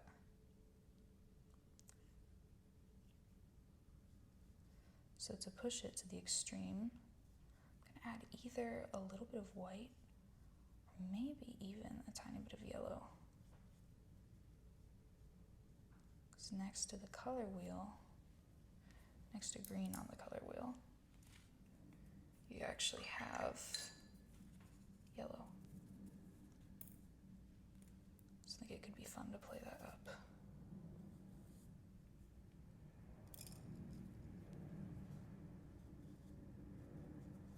This color's so light anyway. I'm gonna add a dot of actual green to the edge part. Just a little dot. So we're following our color scheme. Here's the unblended version. And then I'm gonna add a little bit of yellow. I feel like a mad scientist right now.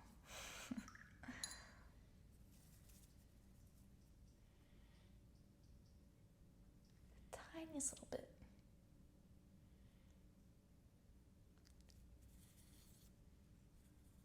Then we're gonna blend it all.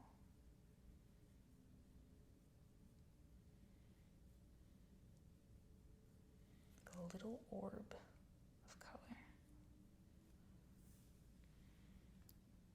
It's a tiny bit greener than I want it to be right now, though it does look really cool. I'm just going to go ahead and do the other side, and maybe I will end up liking it like this. If not, I can just add a little bit more white and blue. But honestly, I kind of do like the green. On the color wheel, pink and green are more or less opposites. So on the other side, my plan was to just do yellow, stealing from the very center of the teardrop. And then in the middle part of that, I'm actually gonna mix this with a little bit of white. In the middle part of that, I was going to do a little bit of orange.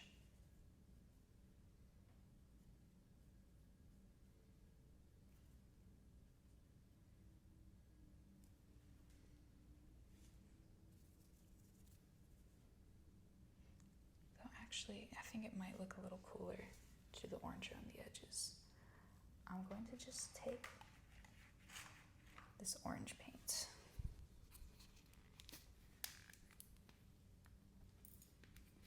and gently open it.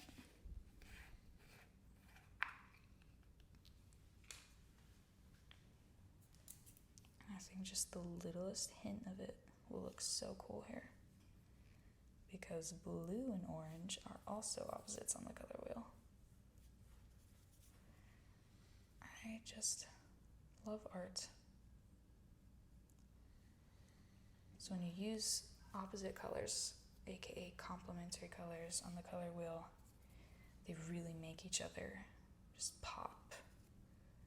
Suddenly, that orange looks so bright and the blue looks brighter as well.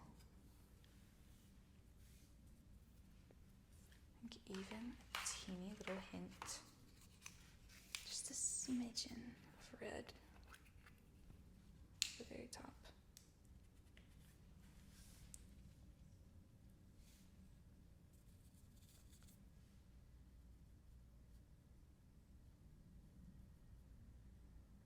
So it looks like a fiery little sun.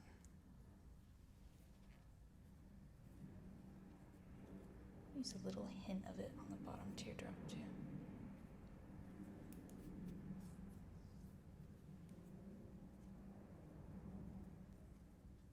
And the top one while I'm at it. So there's one wing that just needs a little bit more blending. I think with the white.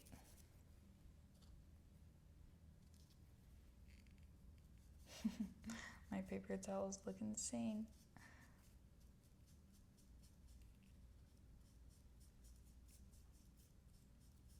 So our original cotton candy color scheme is preserved. All right. And there we go. Big Sis Butterfly. She is finished and fab. Now we're gonna finish up Little Sis Butterfly. So I think that I was correct earlier, and I need just a little bit of a bluer purple color. The bluer lilac color. So to mix that, I'm gonna take white. I'm gonna be lazy and use the same brush. A little bit of purple. Mix them up. And then I think I want to actually use a little bit of this mint color. See how they turn out. So we're gonna swirl it all together. I think the little bit of greeniness in that just softens the color just a little bit. Because green contains yellow, which is purple's opposite. When you mix together two opposite colors completely, it becomes brown.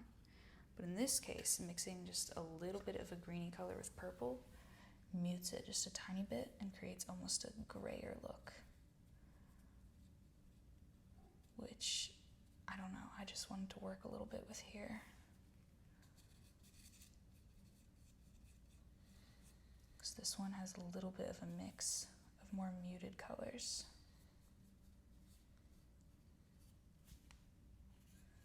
I really like it and how it blends in with everything else. You have just a little bit of gray in something. It really looks like it's a shadow.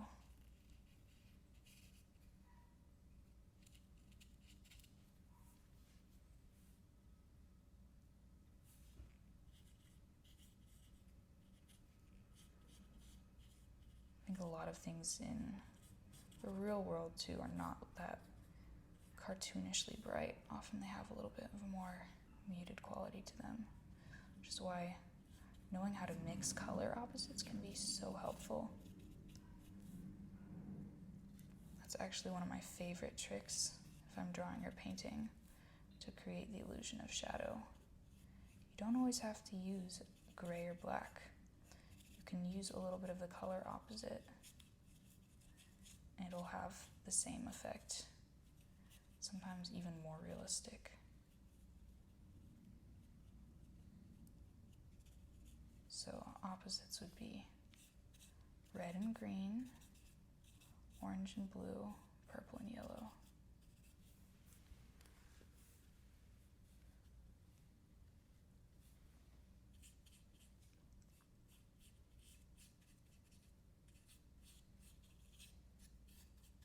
Alright, just gonna blend that a little more. Then I think I'm going to take this color that I had, transmogrify it into something even a little different.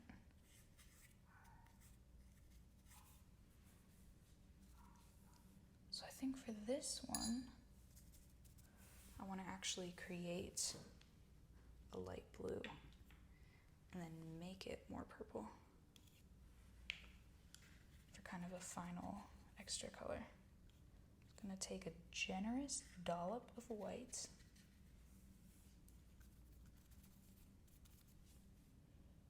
a less generous dollop of blue. Mix them up. That's darker than I wanted it to be. So I'm going to actually make a new little pocket with white and then just add that blue to it, because it's a lot easier than to keep adding white until it's light enough. That'll take a while.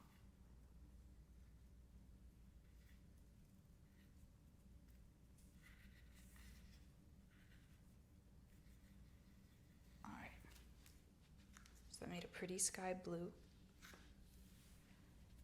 Now I'm going to add some of that straight up purple.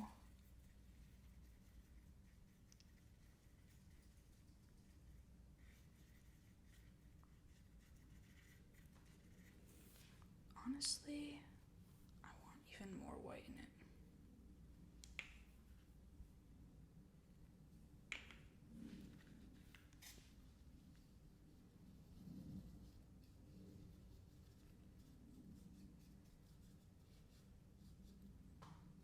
And there's a pretty lavender. Oh, that's really lovely. So for this one, I'm just gonna add, I think, just a little bit of it here and there.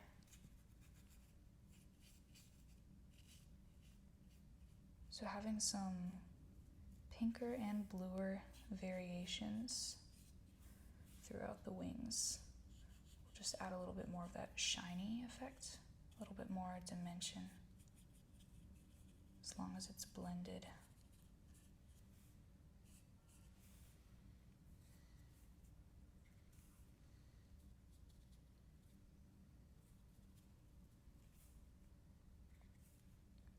I don't even think I need to like over blend it. Just did a little bit. Oh, that already looks so cool. The way that it contrasts with the body is also really nice, since the body is such a warm, in comparison, warmer fuchsia-y color. It just kind of shows the blue of this right next to it. I think this also contrasts a little bit more with the yellow. I think even a few dots of straight up blue might look crazy. Yeah, I really like that.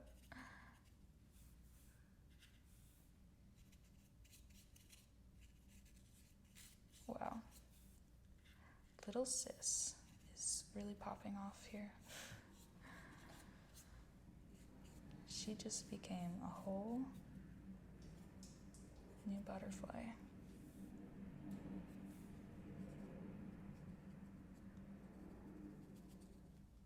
Oh my gosh. This is so fun. I'm going to show you guys in just a second. As soon as I've got it here and there and everywhere.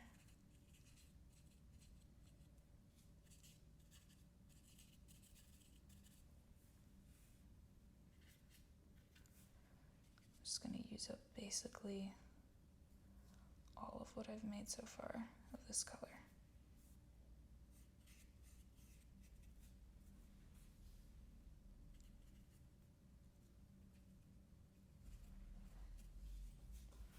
So here's what it looks like before I blend it out. Super fun, right? I think I'm going to use another brush to blend it.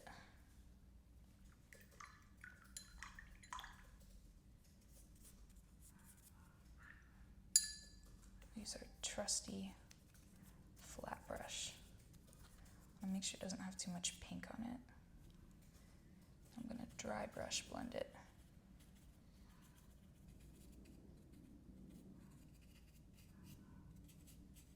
Really don't even think it needs to be super blended, just in spots where it's really obviously like kind of patchy.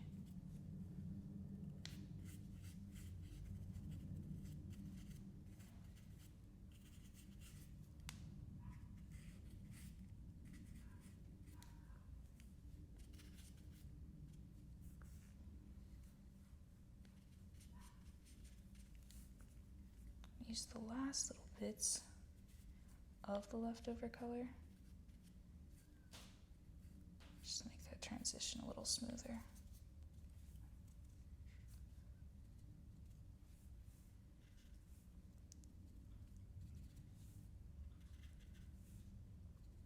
When this brush gets wet, unfortunately, it actually picks up some of the pigment. I learned the hard way. So I just don't want to do that if I don't want to end up with little white patches.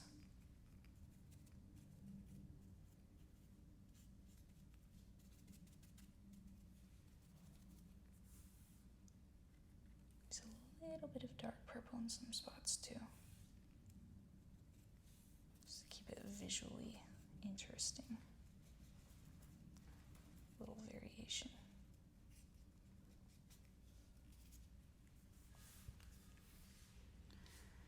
Not just my feet, but my arm is at risk of falling asleep.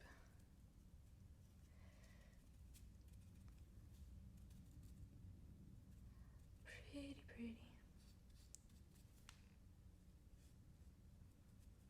I'm really trying to channel a little lavender haze vibe.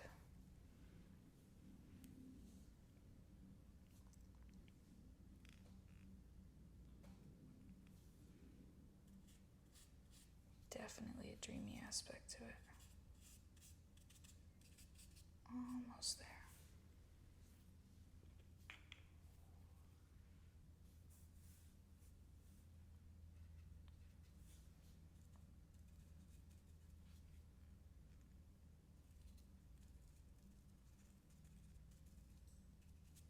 Yeah, the white really helps with the blending here.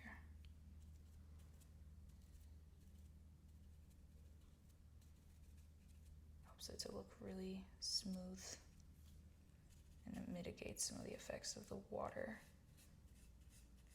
that cause it to pick up pigment. Just helps to smooth things out a little.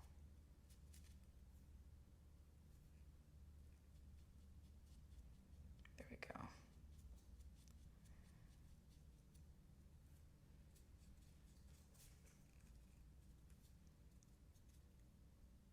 There we go. Purple bug, purple bug.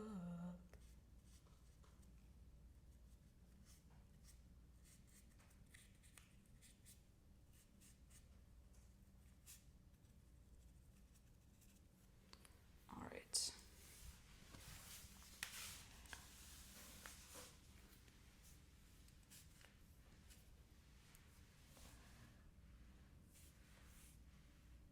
I think I need to redo some of that dark purple color, because right now it looks a little unintentionally patchy. I don't want it to look that way. I want it to look intentionally gradient.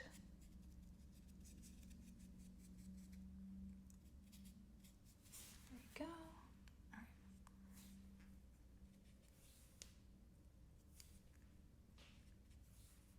I do think this wood is a little bit trickier to work with than Big Sister.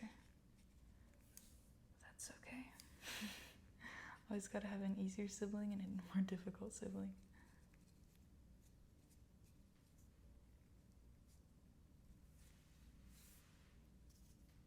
I'm not gonna tell you which one I was. It wasn't the easier sibling. There we go. Alright, so a little darker along the outer part of the wings. Definitely looks a little better. Almost there. Yeah, I really like the pure royal purple right there. Same on the other side.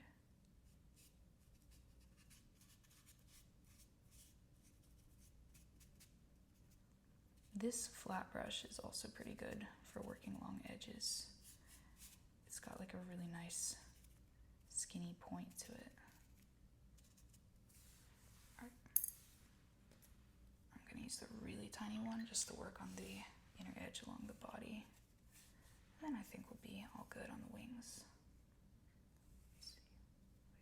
We have that on there.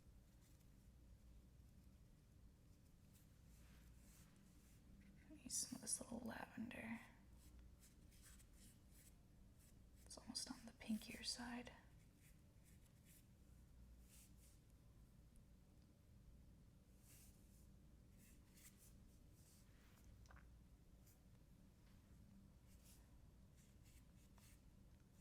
White for blending. Ooh, that's pretty. Right, because it looked really nice against the body. Okay. She looks like she's glowing. She's so pretty.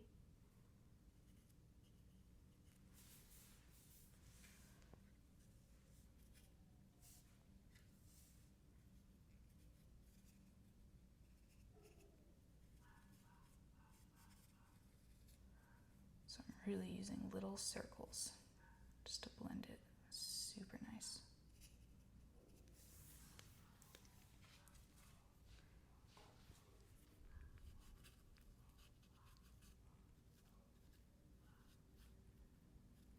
Wings complete.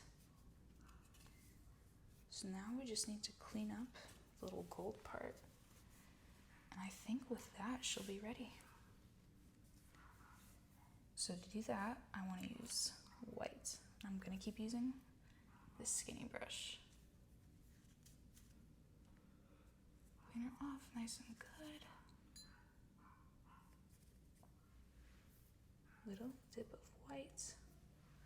So basically wherever on the gold part I might have accidentally gotten another color, I'm going to add a little bit of white.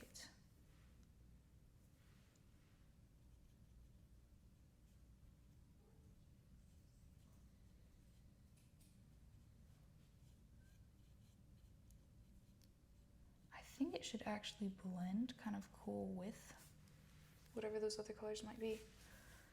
But then if need be, I'll add back in some yellow and gold.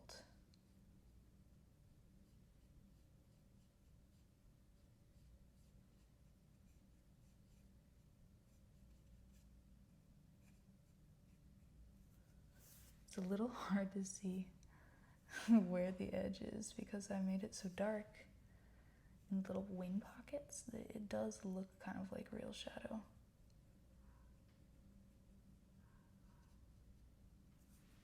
So I'm trying not to go past it too much, but I might have to fix some of my corrections. Let's see, we'll use this little pointy brush for that. Clean off that blue.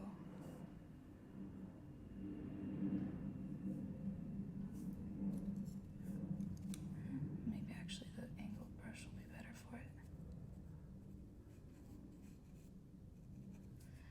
It might also not be the sharpest edges. It might just end up having a little bit of a gradient to it.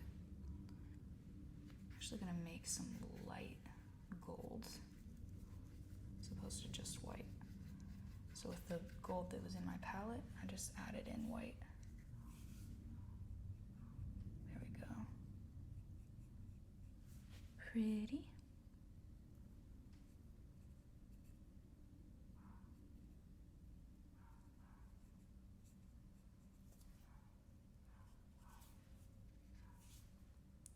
I think just especially in spots where I got a little bit of black there.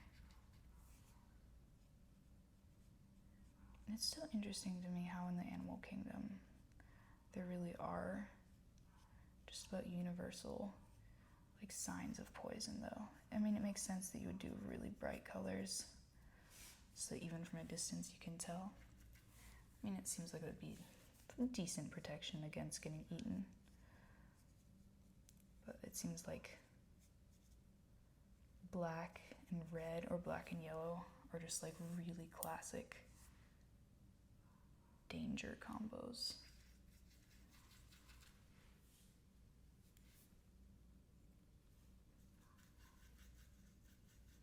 Alright, so I'm adding a little bit of yellow to my gold. I just want to make it a little bit brighter.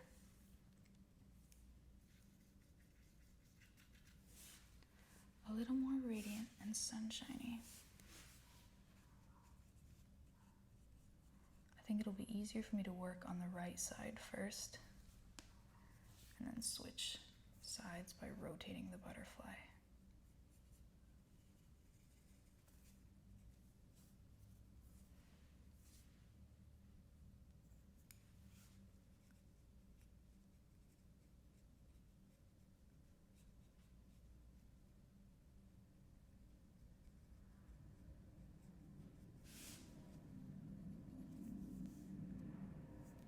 So a little white, a little gold,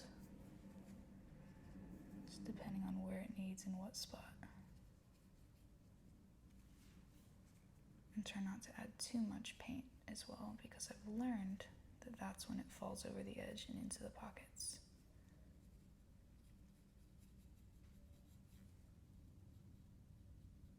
Probably won't be able to get the edges perfect, so I'm just choosing to accept that now.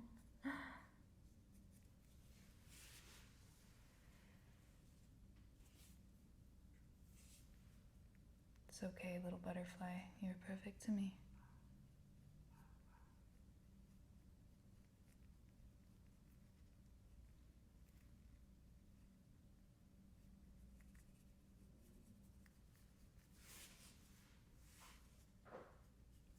I do really like it though.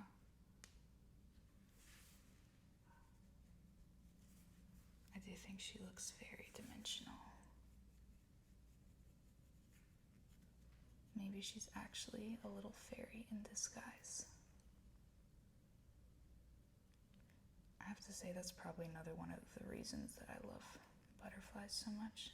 I just love like fairies, anything relating to that kind of concept. Little fantasy creatures.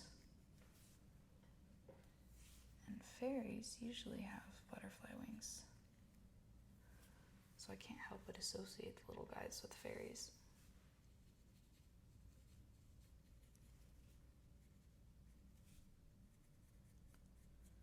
If I were a fairy, I think I'd want the wings of a blue swallowtail. Yes, even though their tails are usually a little damaged, I would just be really careful.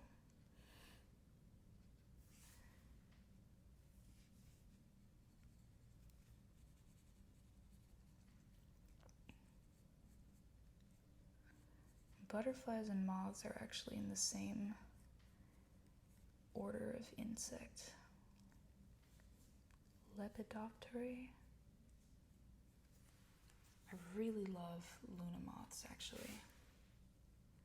There's a few types of moths that get a bad rep. Some of them are a little bit on the ickier side. I mean, I don't think anybody wants the kind that eats your clothes to be around. But I love Luna moths. They're so beautiful. They have some of my favorite wings ever. Maybe next time I'll paint a pale green one like a Luna moth. I think that the Luna shade of green has to be one of the most beautiful colors in the world.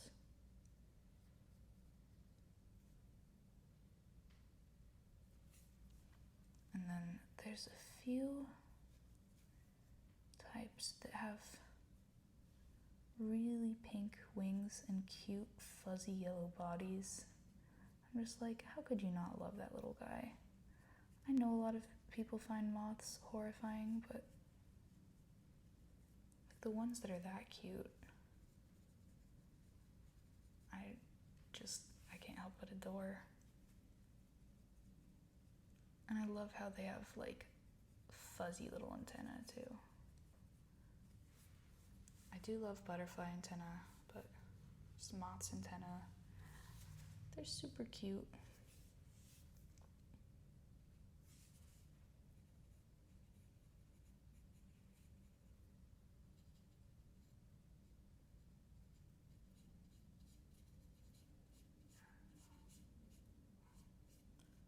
I definitely would, though I would rather drink from a flower than eat someone's old clothes. It feels a little more dignified.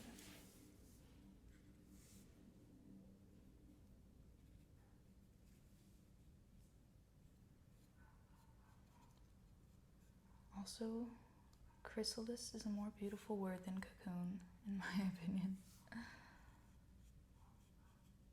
They tend to be a little prettier too. I mean, a monarch chrysalis, which interestingly is almost the same color as Luna Moth's wings. Those are just a work of art. They're more beautiful than most jewels. They're probably one of the prettiest things in the world. That little golden thread. That particular shade of pale green plus gold. Ooh, that is amazing.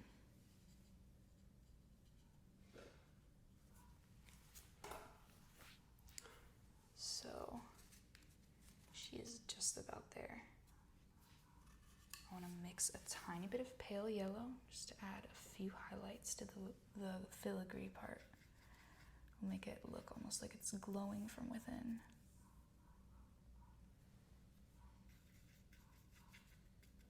And then we'll be done. So for the highlights, I'm just gonna dab on a few spots and not even really blend it too much.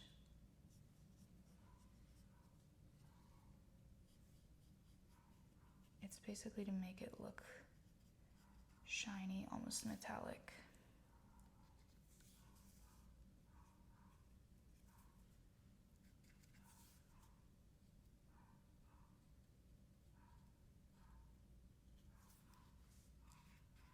Little dot here.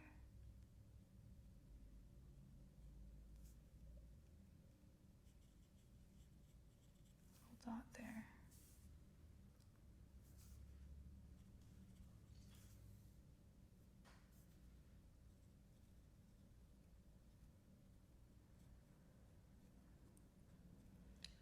Yeah, purple and yellow honestly is a very fun contrast when used in just the right way.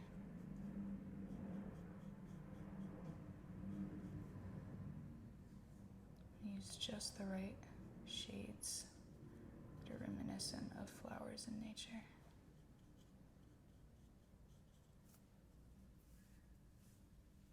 I think it can be tricky to pull off and avoid looking garish. Like here I had a spot that ended up a little too bright yellow. I don't like that quite as much. So I'm just adding a little bit of gold to it.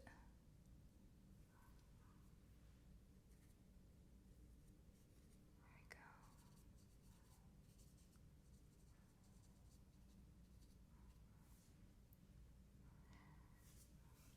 Tiny, tiny bit more.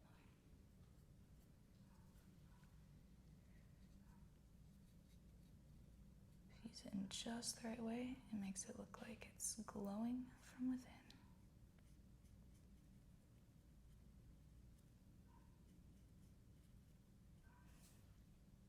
And somehow it looks, honestly, maybe this one is a moth.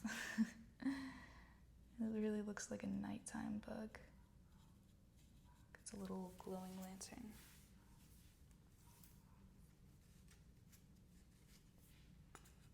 And there we go.